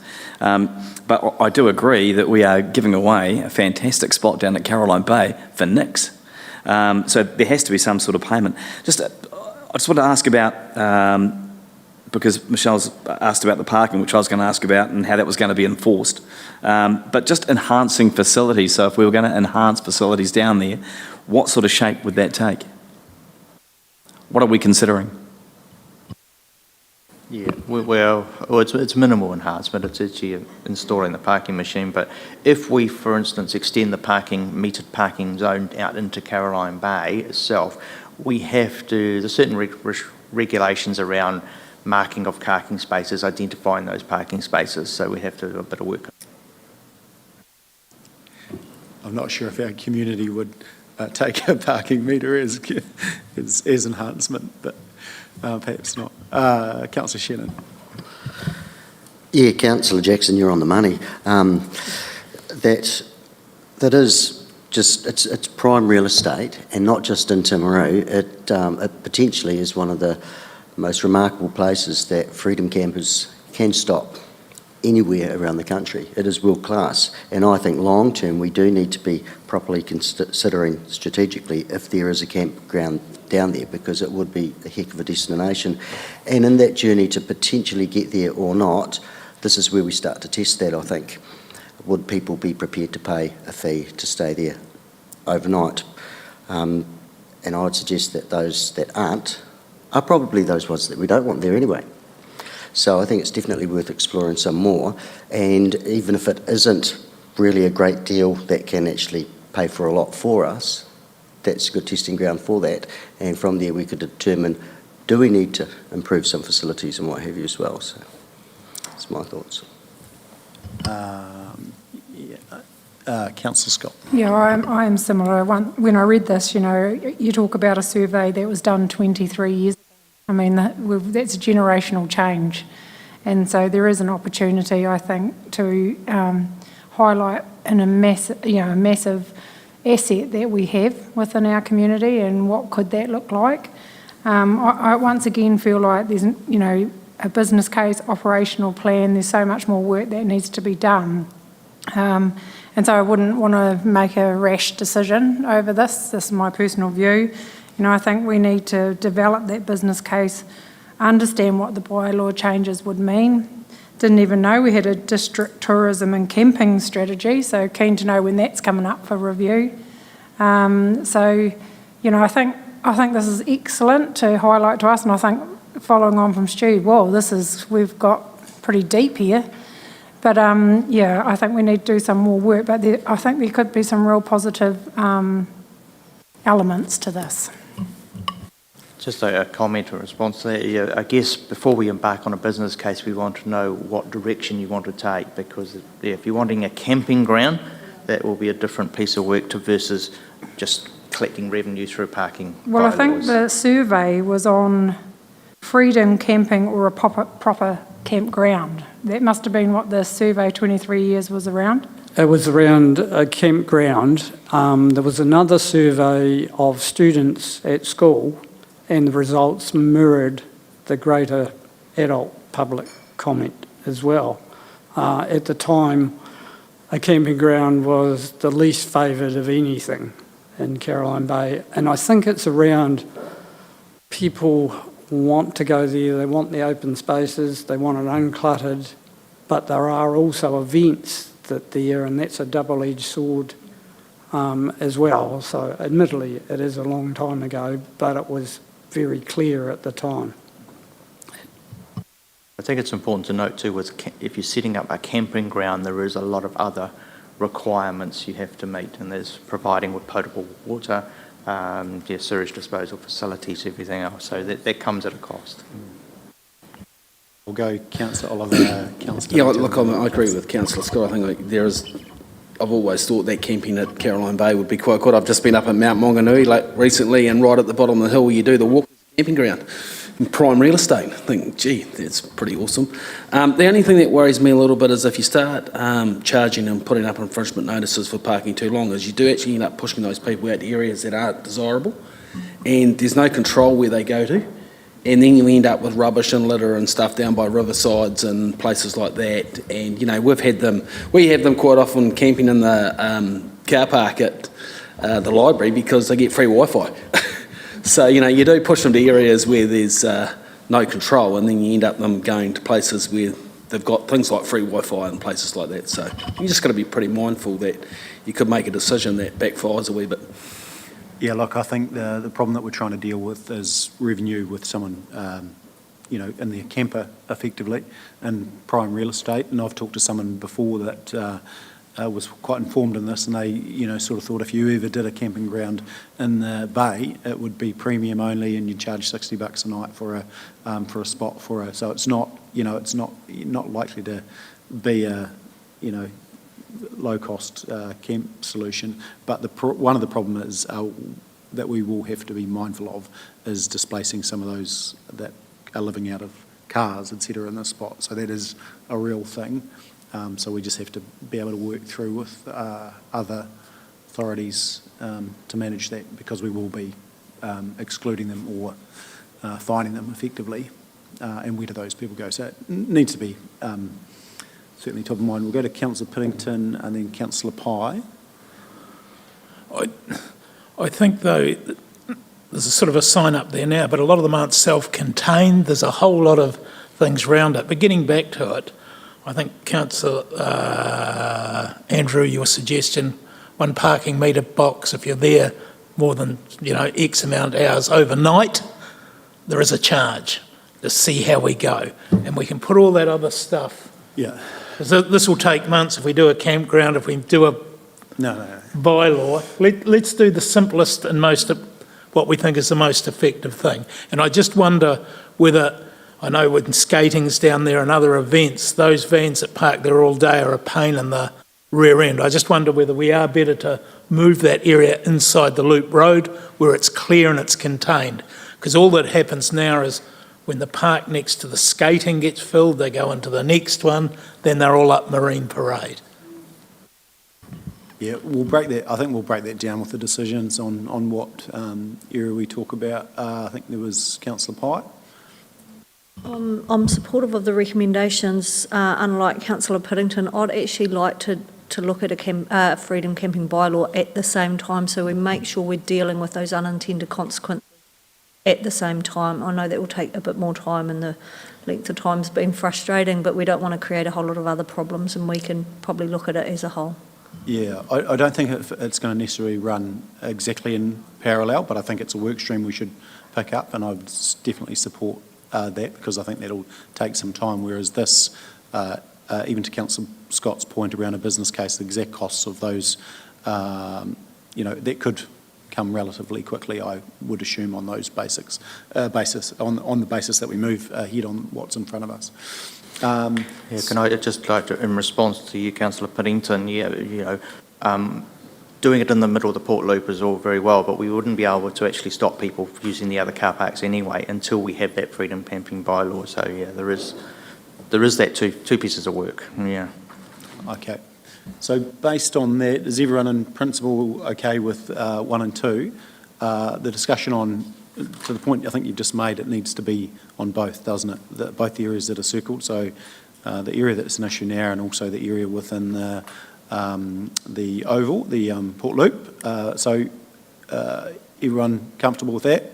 And then as perhaps as a recommendation 3 that we add, that council works on a freedom camping bylaw, picks that up as a work stream, and happy for officers to go away and advise on what that looks like.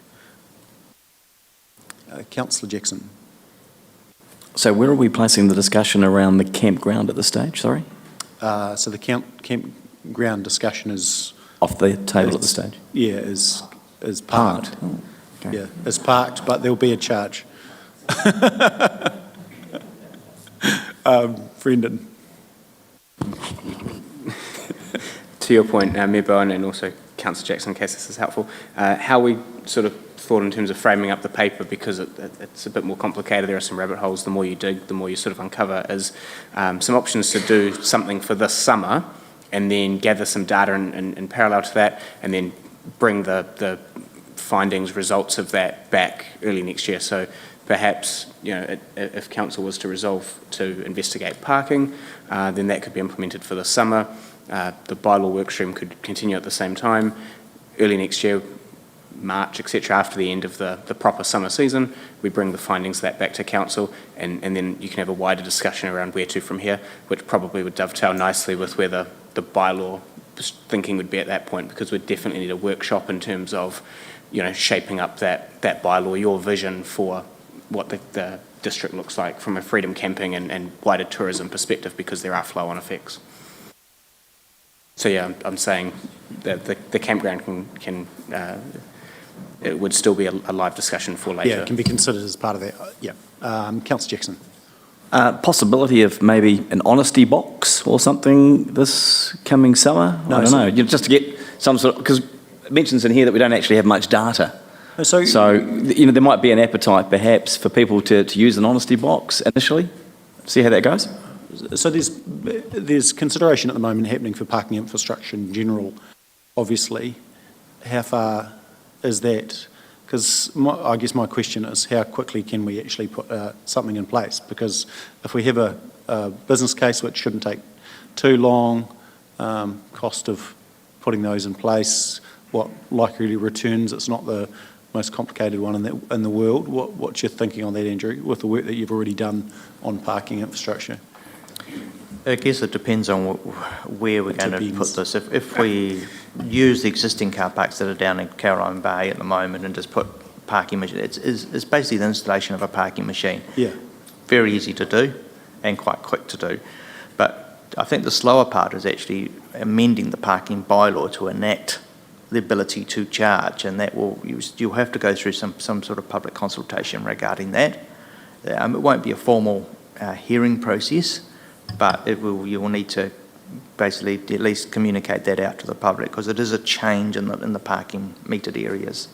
And that we can add in the middle of the Port Loop. That again, that's another machine. I'd have to look at how we, I guess, identify the different car parks within that area. Can you? Well, yeah, it's. So that will be part of the report that will come back. Okay. Yeah. With a timeline to deliver a solution before Christmas. Yeah, well, we are aware of that timeline, and there is always option 2, which is the honesty box. Yeah. If you want. Yeah. Okay, so paper due in 6 weeks' time? Yes, we can meet that. Yep. Love it. Fantastic. Okay, any further, comment, questions for the team, and then we'll circle back to that. Can I get clarity? Yeah. Can I get some clarity? So these guys were doing a paper which will look like this. The paper is to amend the parking bylaw. So it's actually the bylaw for council to go yes and go and consult. To make a resolution under the bylaw. Yeah. Wow. And to line up, you'll be able to bring back the cost of putting the infrastructure in. Hypotheticals around what we might. The infrastructure is the easy bit. Yeah, it is. Yeah. And everyone that parks there will be charged. No, not during the day. It's an overnight charge. Right. Yeah, I was going to say, somewhere near the top of the paper, you need to make clear overnight parking, because if people just see parking on Caroline Bay, we'll have a riot. That'll feed into our next survey. Councillor Pye, did you have something? No. Sorry, this side, all okay? Yeah. Okay, so we had 1, 2 and 3, 3 being the journey of the freedom camping bylaw. So I'm happy to move those 3. Can I have a seconder? Councillor Pye, further discussion? No. Put the motion. All those in favour, please say aye. Against, carried. Brilliant, thank you. Community survey, 8.3, that's on page 144.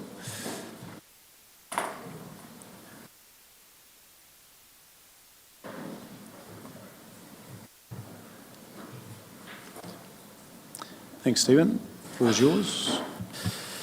Through you, Your Worship. I'm just here to present the results for the financial year 23-24 community survey. This is a survey of 474 people, which was conducted in September, October last year. And it's based on people's view of council services. That's subjective by nature. and it's used to fill in some of the customer service measures that come through the Opal 3 reports, you say. We do it every 2 years. At the moment, previously we used to do it as a telephone survey, and then as part of this year, to try and make it more cost efficient, we moved to online. That was mostly people who had provided email addresses from things like the rates database, and we also shared the link on our social pages to make up the numbers. It's using the same demographic targeting to try and get a balanced view that's representative of the community as a whole.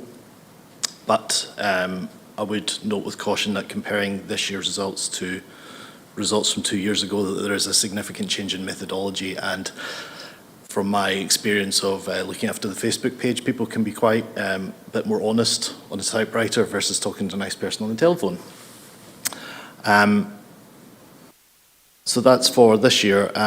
One change I think that might improve the reporting in the following year, and it's not a great additional cost, was actually split the survey over 4 time periods over the course of the year. That reduces the level of seasonality to it, or that if anything particularly bad has happened at any single time of year that can affect the results in any other way. And it would allow for slightly more regular reporting over the course of the survey period, rather than you just getting all in one hit at the end of the financial year. I'm happy to take any questions.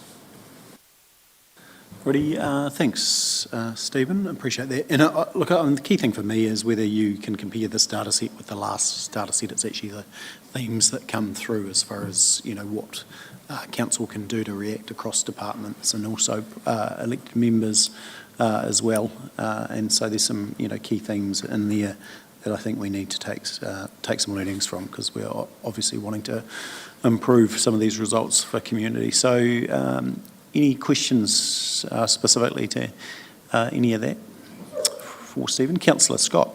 I'm supportive of splitting it into quarters. I think that's, after reading that, it was quite, what was it? Not really upsetting, or embarrassing. I'm not quite sure, but yes, we have a bit of work to do. And so I think quarterly would be great. So I am supportive of that. Councillor Pye, and then Councillor Shannon, and Councillor Jackson. I'm supportive of going to quarterly if we have the budget for it, but also if we're going to do something about it. Like, what are the actions that come out of these surveys in the past? And this is a collective we. I'm not just looking at you, Stephen, but if we're just going to survey people, get the results and go, oh, that's embarrassing, we're just going to get the same. We need to somehow within this whole council go, what are the actions we're going to take to try and improve this survey? I mean, one of the benefits that we do of the survey, that it does give a public view of what the public think about council. This gets audited, it goes in the annual report. It's part of that level of transparency. So, I mean, to be honest, those numbers do put a degree of pressure on you guys to govern and take that into account in your thinking. I think we were Councillor Shannon, Councillor Jackson, then Councillor Paddington. Thank you, Mayor. I'm interested, however you want to look at it, there's good stuff in here in terms of areas that we clearly need to improve. And to be fair, there's a lot of stuff in here that's not a surprise, even if it was scored even lower than you'd expect. Now, the research company, Key Research, is it? I'd be interested to see if they have recently taken over doing the same for other councils, and if they saw the same sort of direction of travel, if you like, the same sort of change, noting, of course, that being online as it was and looking at the demographics that answered, that big jump, is it for the 49-year-olds or something or other? Those people are, it's key to get their feedback, because they're going to be our ratepayers for the longest sort of thing, and they've got the keys and the rest of it. So that's why I say it's good information, but are there trends in here that were recognised elsewhere by Key Research?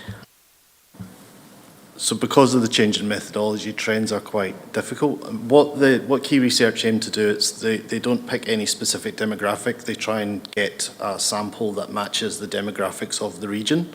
So if your district is older, there will be a higher number of older people. They have targets for each age, so they'll probably say they'll survey, take 1,000 responses, and then use the age demographics and sex to split that into something that's vaguely representative of the district, and that's how you get down to that number. We can commission them to do benchmarking surveys to other councils that they offer this service for, but again, that comes at a cost. And we can look, I mean, although again, we say with caution from this year to the previous one, because there's quite a significant shift, because it was solely landlines to slowly online this time. And that sort of, that as well as saving money also reflects how many people have landlines these days. It was getting increasingly challenging to get a demographic sample from that. So comparison over those is quite difficult directly, but looking at the trends over a period of time can be done. We're really only going to be able to see trends against ourselves, aren't we, in the future? Unless we commission them to do extra work. But again, these are always going to be a snapshot in time. You wouldn't plan everything through it, and we do lots of other research through the day. So Land Transport does their own ones, and there's various other ones as well. So it's looking at it as part of the picture. But for the purest version of this is people's opinion, this is the sort of the only one that does the all of council. Councillor Jackson, then Councillor Pennington. Yeah, the word that I would have gone with would have been discouraging, I think, probably. Not embarrassing, but yeah, discouraging, I think. Probably suits it better for me. You made a really good point, though, and it's really hard to read these figures knowing that we've gone from a phone survey to one where it's online, and we know what people are like online, right? They will say things that they probably wouldn't say to your face, and I'm sure we've all had experience with that. So it's really hard to sort of get a handle on these figures with that in mind. But saying that, there are some really whiz-bang graphs here. The reputation profile of the wards, the breakdown of the wards, I think is fantastic, with the champions and the skeptics, etc. I mean, I love the way it's laid out graphically, so I'm looking really forward to seeing the next lot of research come through. And I totally agree that if you're doing it like a really short snapshot, but like in radio surveys, you know, everyone does all the big whiz-bang promotions and so on over that month period or 2 month period. But I think over the 4 periods, it's going to give us a much smoother look at exactly how people are responding to us and the way that we're performing. So all good on that. Just the other point I wanted to make is that how did people find out about the survey? So how were they encouraged to take part in the survey? I don't recall there being much hoopla about it, to be fair. So we sent people emails, well, Key Research sent people emails based on an extraction from our rates database. We're still quite a paper-based organisation even after all these years, so the emails we do have, it's the rates database is it, and then we put it out on our social media channels to try and get people to opt into it as well. So there's a self-selection to some degree. No different from the previous phone ones where it was usually a nice lady called you up at round about tea time when you didn't want to be discouraged and asked you some questions about the council. So yeah, no, there was a degree of self-selection as well, but it was pushing to people who had an existing sort of email relationship with the council as well. And that's where the vast majority of the responses are from via when we just sort of put it out into the ether.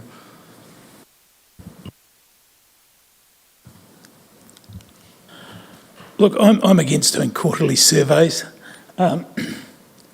We take forever to change. We tried to get a campground done. 8 months later, we're still talking about it. We might have something by Christmas. So we're going to have yet another report to discuss that has no meaningful solution. An annual report is fine. Let's just move forward and try and improve, and let's listen to what they're telling us and try and take steps forward. Getting a report in 3 months and going, yippee, we've got a 2% improvement there, is just nuts. We need to focus on the job we're here to do, not worry about surveys. I'm taking it seriously, but we don't need it every 3 months. Cost involved in that. It's not on the same thing every quarter, it's on a different focus point. I realise that, Stacey, but I don't think it'll improve. Need to change, so we should be setting up every quarter looking at it and doing something about it. That's the point of these blinking things. Okay, but so to that point, this was data from September, October last year, where in July we're seeing it. So I'm not convinced, I wouldn't be convinced that going to quarter until we can actually quarterly, till we can prove that we're using the data effectively. So my question for officers would be, what has the organisation done with this data internally for the last X amount of months? And I'm not sure if there is an answer. So the challenge that I have with this process, and I know we need to move away from phone calls, but it's being statistically correct. It's a real challenge when you're just putting it out there, and if it's random, that's great. But if it's not random and you're putting it on a Facebook feed and people can pick up if they've got interest or not, doesn't give you statistically correct data. Not to say that the themes still, will come through. So I'd say that's the part where we pay the research company, because they do. So they don't use, not every response doesn't go into the survey. They pick various ones as they fit certain targets. So they have a target for young people, target for elderly, target for hopelessly middle-aged people like myself. So they try and get it so it matches, they fit the data so it matches a general view of the community. And I mean, that's why the number, I mean, you might not think the sample number is huge, but on a statistical basis, it's reasonably, got a high level of confidence in it. What is the cost of this survey? It's about $17,000. To do it quarterly would be 21. Right, okay, so not a lot. So just from my understanding, so if you go quarterly, how does the overall performance summary then get collated? Is it just added to each? Because the interesting thing is the driver model for drivers of satisfaction is fascinating, that the two biggest impacts are regulatory and public facilities. And when they're down, the whole council's down. It's on page 161. And our waste management, our parks score high, but they have 11% impact and 7% impact. I'm not sure how all that works, but anyway, that's the model. So even though we're really good at those, it has little impact on the overall satisfaction because it's getting dragged down by regulatory and public facilities. That's my reading of it, and roading, of course. But roading has an NCI, whatever that means.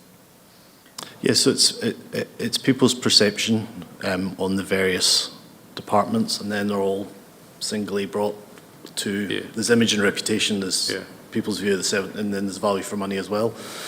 And then that gets back to an overall performance score, and then basically those all get added up and averaged for the organisation.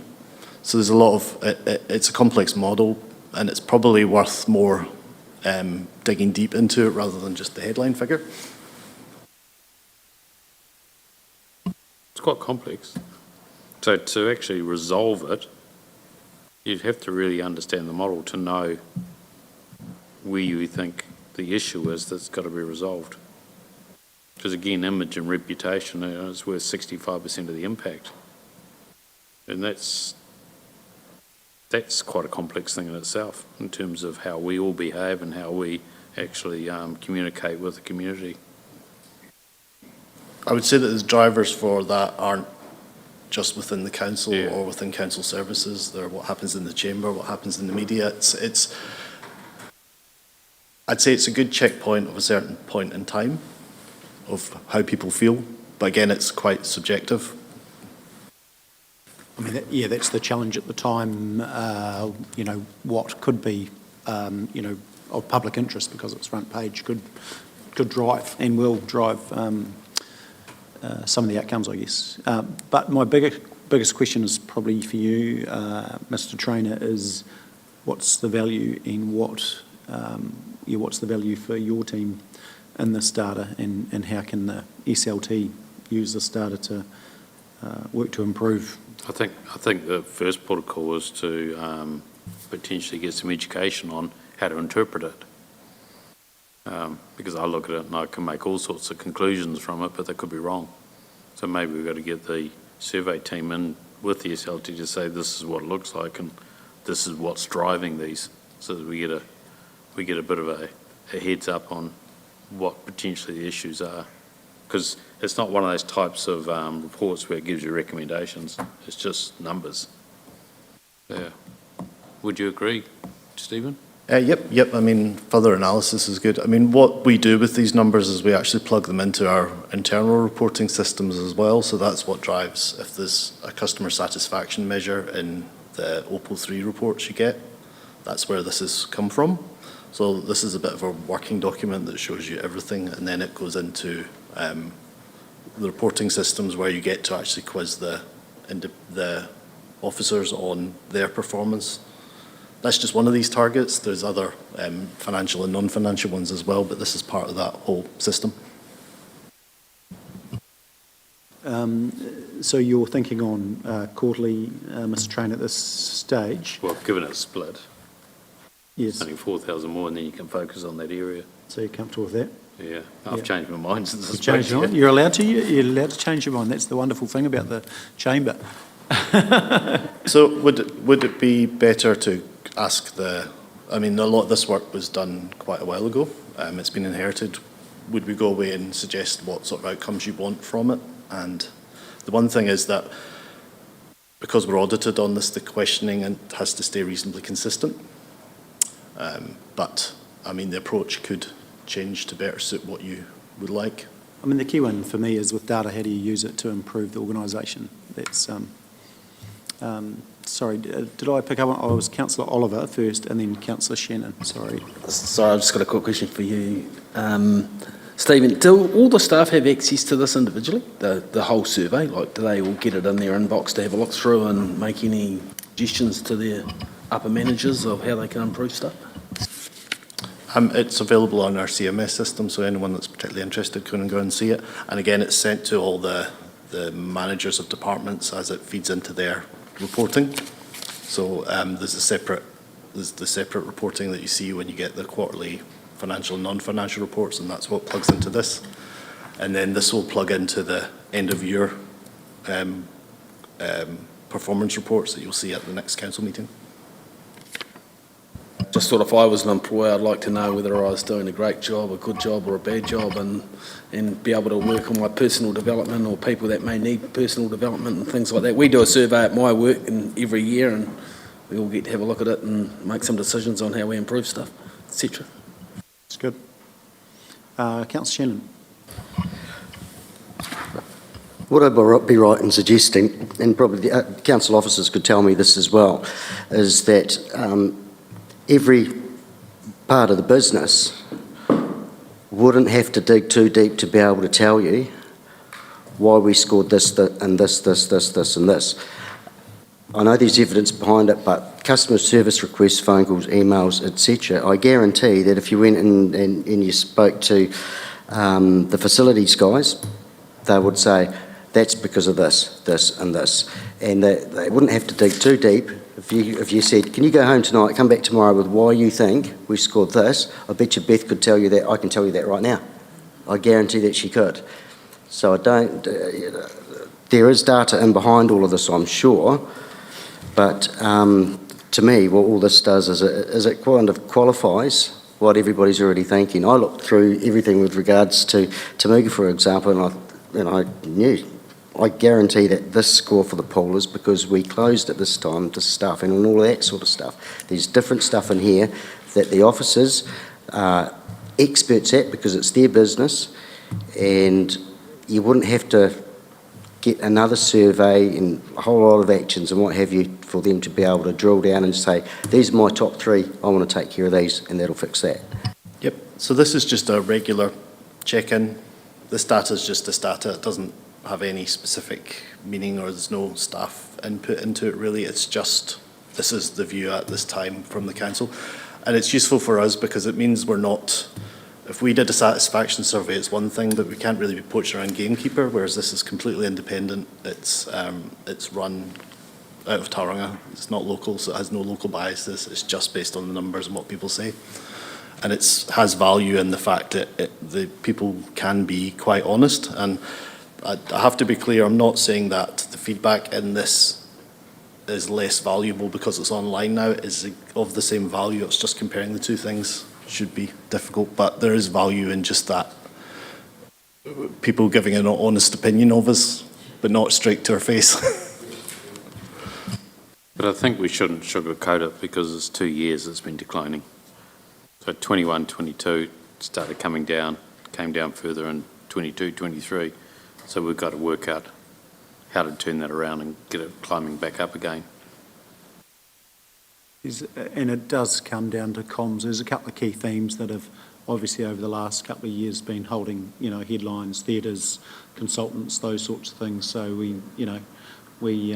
this room has to take some accountability for that as well. So, and we need to, tell the community what we're doing in some of these places. When I'm speaking to a community group, there's still, and rightly so, talking about consultants, but they don't know that we have in-house legal and that we've made this step and that step to reduce some of those spends. They don't know what our spend is versus other councils, what the industry average is, what's driving those costs, such as district plan, all those sorts of things. So, interesting challenge. So, any further questions, comments? Happy for Nigel to take that offline and work with his team. I think we can probably discuss this next week as well from an elected member point of view. I think that's really important.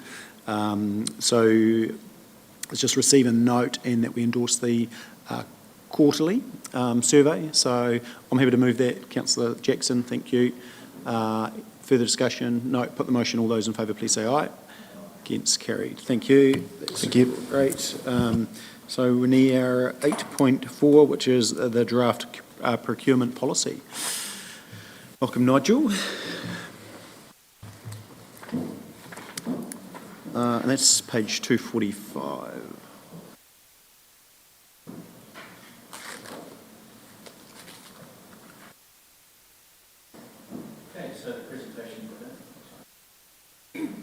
Presentation today of the procurement policy, the proposed procurement policy. I did meet with the senior leadership team after drafting a document last year. There was almost unanimous support for it, and I had a few things to confirm with our infrastructure department to go through some changes. So we've incorporated all of those, and I've had Nigel trying to have a look at that process, that policy. Realistically, we need to redraft quite a lot of the procurement processes that we have in play. The first document, of course, is always the foundation document is the policy. It's purposely not detailed in regards of all the disciplines that we do utilise in the council. That will be part of a procurement manual which I'm building at the moment, which will have specifics for the different disciplines. So there'll be different strategies, different methodologies for those.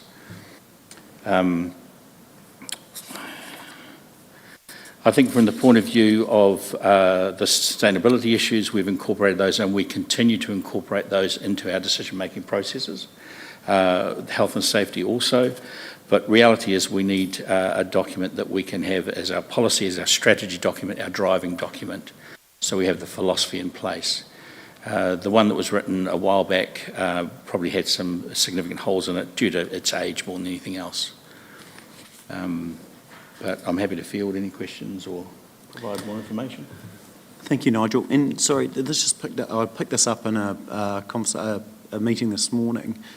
Is everyone aware of, so we've had the current one up on the website for a month or so, which has gone through SLT but hasn't come through council.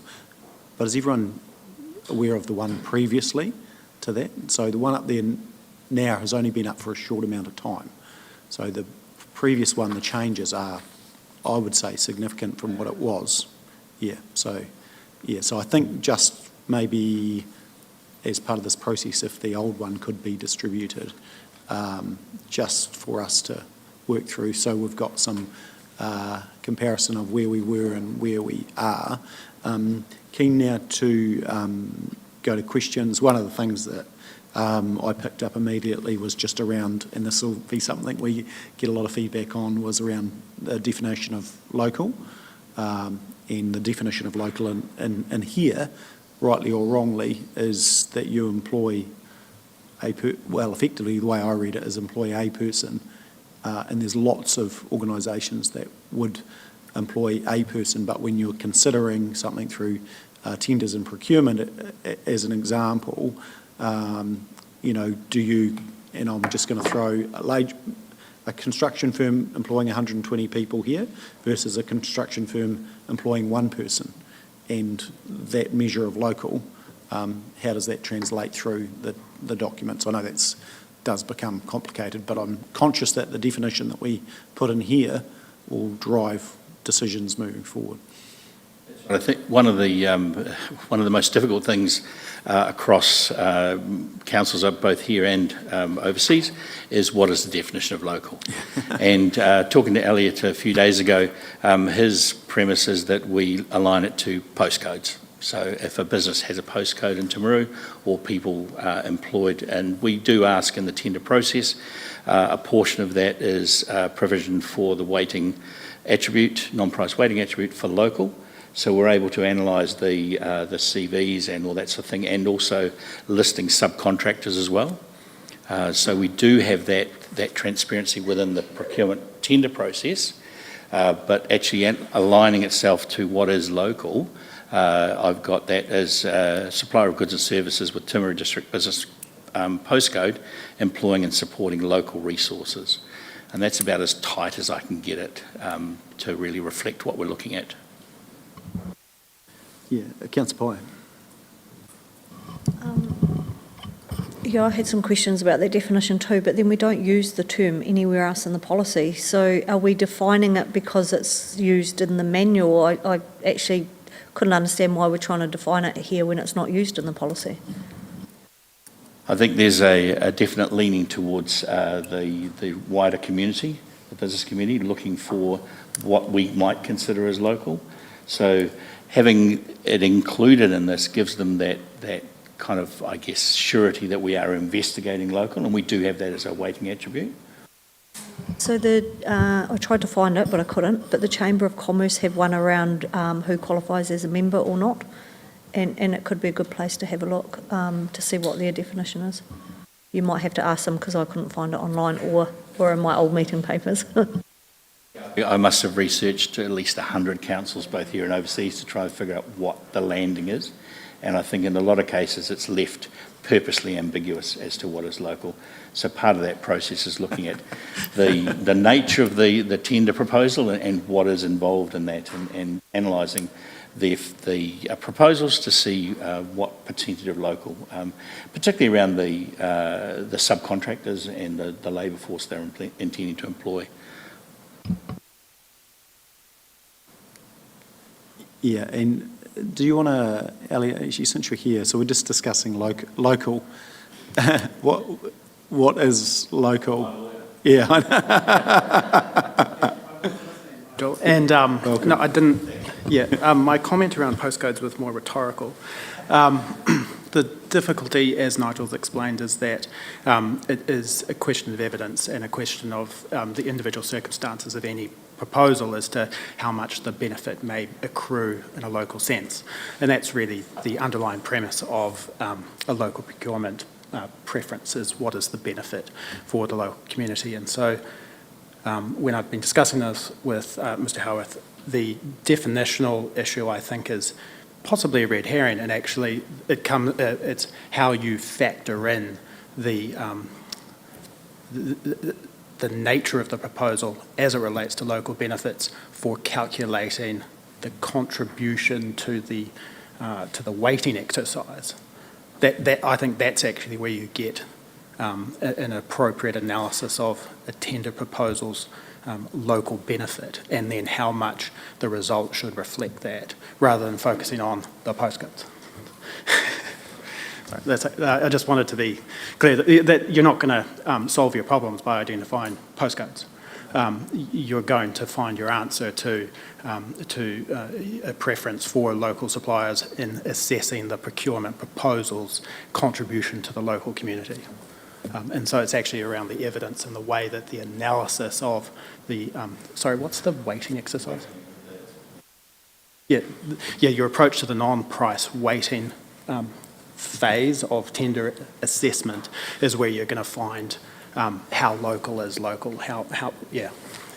And because the challenge that we always get is it's around that multiplier effect of spending with local, the flow-on effect will be 1.8 to 2.5 times, and so it's how you build that into the process to identify, are they purchasing local, are they employing local, and those sort of things. So it might not be, to your point, possibly not in the definition, but actually more the following process. No, precisely. When you look at the way the procurement's structured, you're going to see all those contact points with the proposal with the local community, and that's where you can actually start to sensibly see the multiplier effect or sensibly apply the multiplier effect. Yeah. So, yeah, okay, no, that's great. The challenge is how we reflect that within a policy and then how we reflect that within the processes following. So it can be picked up within a procurement process, Don't have the answer, but that's what we're trying to achieve. Yeah, of course you can, Councillor Pye, yeah. So I'm probably supportive of actually removing the definition. Then we've got some really good priorities and policy statements in there, and I'm just not sure why we're muddying the waters with the definition. Yeah, no, I don't disagree. Yeah, I just think there's probably more work to go on these sort of things before it actually comes back to us. So there's a little bit more work to go. Councillor Pillington. Point 13.2, or it's around the government procurement rules from the Auditor General. Point 2 says priority. The council will prioritise the awarding of a procurement contract on the quality of service, the overall cost and the time taken to deliver it in that order. Are we doing that? Because anything I've seen doesn't quite match that. What I'm trying to do, Councillor Piddington, is establish the ground rules for procurement across council, and to be fair, it needed that tidy up, which is why my role came into existence. And I'm dealing with the standardisation at the moment and then looking at in depth into each of the individual departments to ensure that we are looking for value rather than price and quality of work, that kind of thing. So definitely there is an internal review process and definitely an education process around what we're attempting to deliver and how we're currently managing that. And just to follow up, it seemed, I mean, I've got to be careful here because we're in PX this morning, but there seemed to be a sort of no fixed way in the way the weightings were delivered on different elements of the contract, and I thought we would be consistent around that, not making them up as we go. It's relatively dependent on the complexity of the projects that are being evaluated. In some instances, weightings will be, the actual attributes will be standard, but the weightings attached to those and the requirement for detailed information to be supplied against those would be significantly more complex in something like a stadium rebuild as opposed to a maintenance contract or something like that. So it's just based on the complexity of it.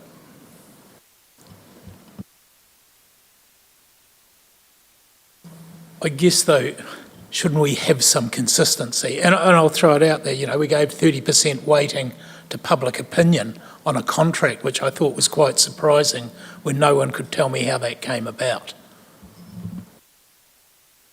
I think when I'm putting the tender documentation together, there's an evaluation of the key stakeholders at the start, and we do go through that rigorous review process to allocate weightings for that, and that was the indication we were given to include not only public consultation, but because of the location of that particular project, it's right in the middle of town, so it's going to be publicly facing, so that was why the weighting was there.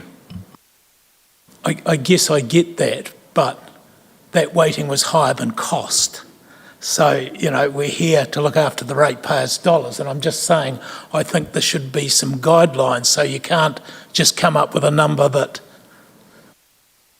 suits. I don't know, I could be wrong. It's somewhat difficult to establish exactly where those weightings should sit, and that's part of that review process prior to putting the documentation out.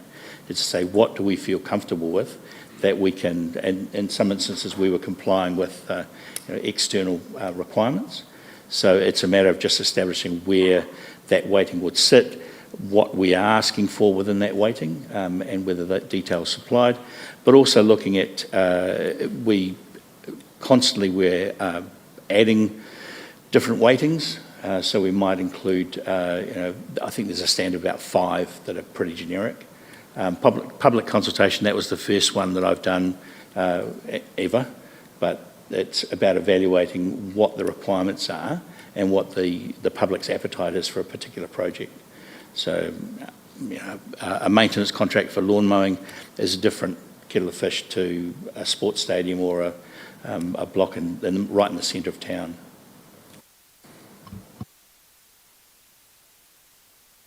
Yeah, Councillor Pye, and then over this side at all. Yeah. I just had a question about point 11, which talks about exemptions, which I was surprised about because I think we could stray from the policy. And I just wonder, within the manual, do we have some clear guidelines around when exemptions are given and not? Because here it just suggests that the group manager or the CEO can give us an exemption. I think that's an evaluation we would do as part of the contract review process to suggest where my role is to suggest strategies around that. And if there is a motivation or a business direction to extend a contract, that would be heavily evaluated before we would extend it. And one of the improvements I'll make in this policy is that we originally had the group manager infrastructure or the chief executive. I'll have a discussion with Nigel and the rest of the SLT to see whether an inclusion of the other SLT members or GM group members will be included in that. But the realities are there's a stringent process for extending because it's easy. Sorry, I think you misunderstood what I said. It's exemptions, not extensions. So we're saying that 2 people in here can just go, we don't need to apply this policy. That sounds dangerous to me. I can see Elliot getting fidgety in his seat. I guess, speaking generally with policies at council, any decision to move contrary or to do anything exempt from that policy means you have to engage with Section 80, which is where you identify the rationale for the difference. Yeah, and that's across the board, and an important one that is a sort of a long-term discipline here is that you identify how you're going to reflect the exemption in your actual policy framework. So it's a continuous a continuous improvement exercise of recognising the factors that suggest that your policy might need some refinement, allowing for that refinement to occur on a case-by-case basis, but then feeding it back into any future developments. I think that just highlights our conversation this morning around workshopping tender and procurement processes. So I think it'll be quite healthy for us to follow up on that from this morning. Just a couple of questions from me. We refer to our procurement manual twice in the policy, and can you update me on when we'll actually get to look at that? Help this conversation too.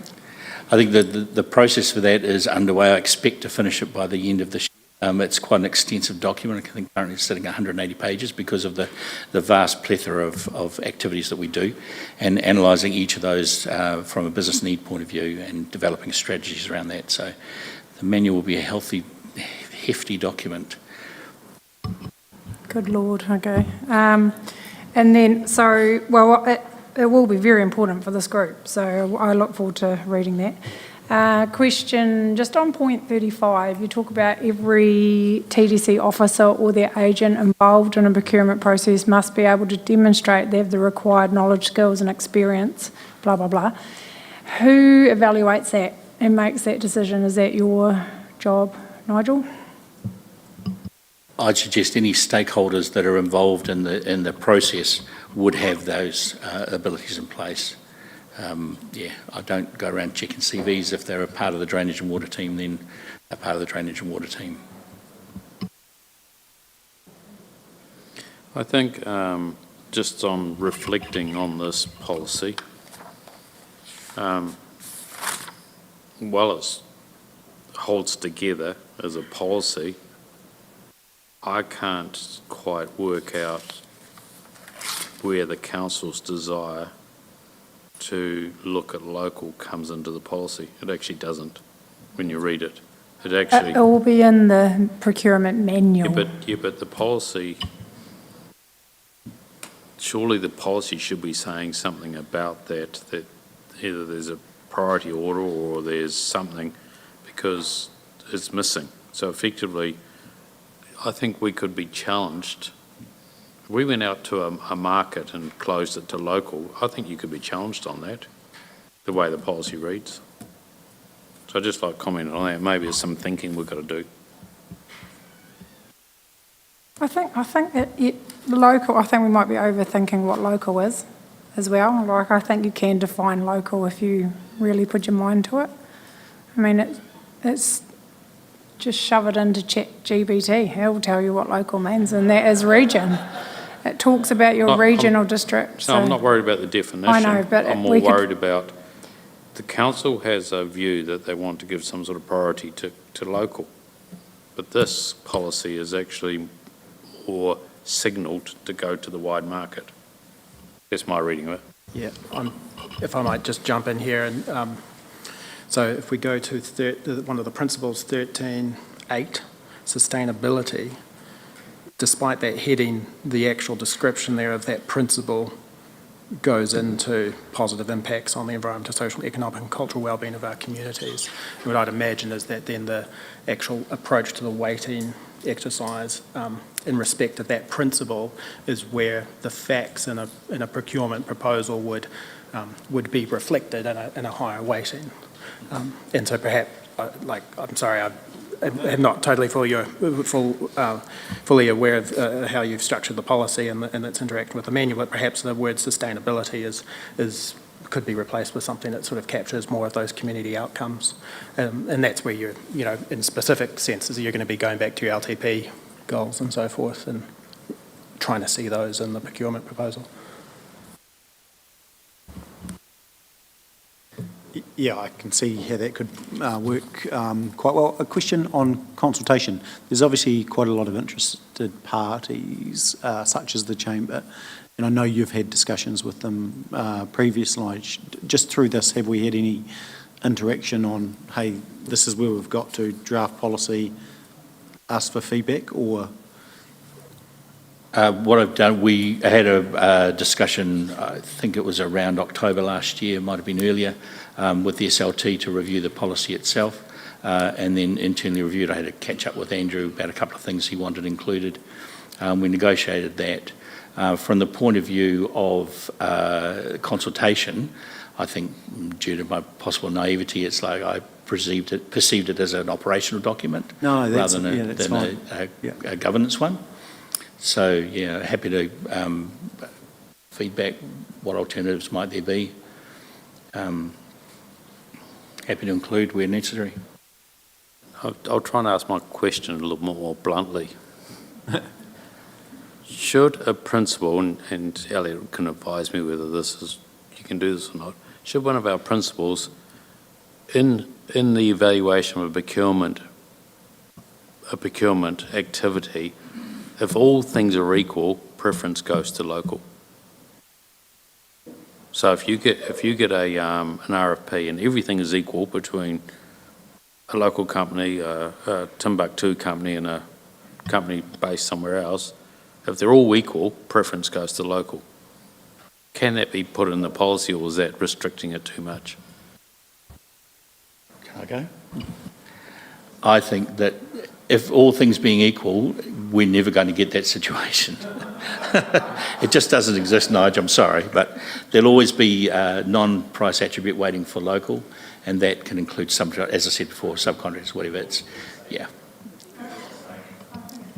I think we do, and it depends, it goes back to what is the evaluation level. So like if we look at the Agintai Art Gallery, it had a weighting of local.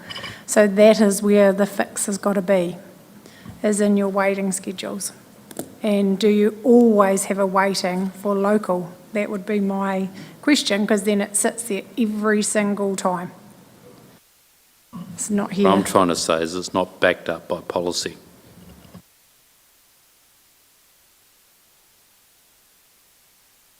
It's part of the procurement practice, Nige. So it would be, the policy would suggest giving us a direction.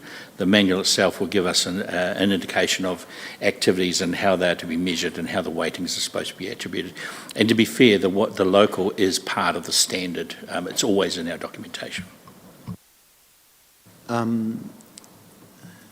So as far as I go forward, I don't think we're going to be adopting, but I just think we note the discussion. I think there's some opportunities to feed into, maybe directly to Nigel, any comments, thinking that we have. I think there's some things that we can pick up from the discussion. So Nigel, are you happy to just keep this one moving forward? But I think there's also, once we get to the next, once we've ironed out some of these wrinkles, if you like, I think it's worth us going to, some of the community interest groups, whether it be the chamber or also whether it be some of the, people we deal with regularly, happy to be advised on who it is. But I'm just conscious this is something that will mean a lot to them, and I think we need to go through that process so people get the opportunity to give us some feedback. Yeah.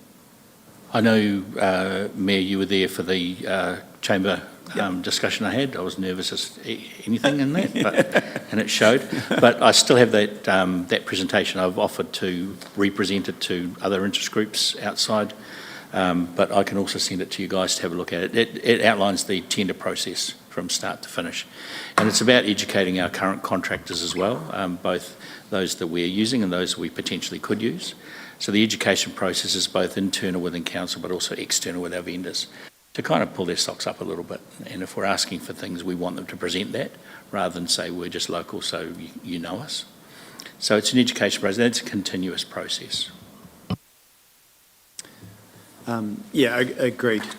We're going to get judged on this policy though, so we need to make sure it's a good one. So is everyone comfortable as far as I go forward that we'll opportunity to feedback, and we'll just receive a note this draft, but not for adoption at this stage? Is everyone okay with that? Yep, so I'll move that we receive a note. Can I have a seconder for that? Councillor Scott, perfect, thank you. Put the motion, all those in favour, please say aye. Against, carried. And thank you. I do just like to say there's, from what the policy was to what it is now, there's been a ton of work going, so this conversation isn't probably reflective of actually where we've got to, so I think it's great, but we're just conscious that we need to get this one right, because it will be publicly scrutinised, and justly so as well. Awesome, thank you team, appreciate that. Right, where are we? So, no urgent business, no minor nature. We move now to exclusion of the public. We've got a couple of things to do in public excluded. 3 items. And so I'm happy to move us to public excluded. Can I have a second for that? Thank you, Councillor Oliver. Put the motion. All those in favour, please say aye. Thank you.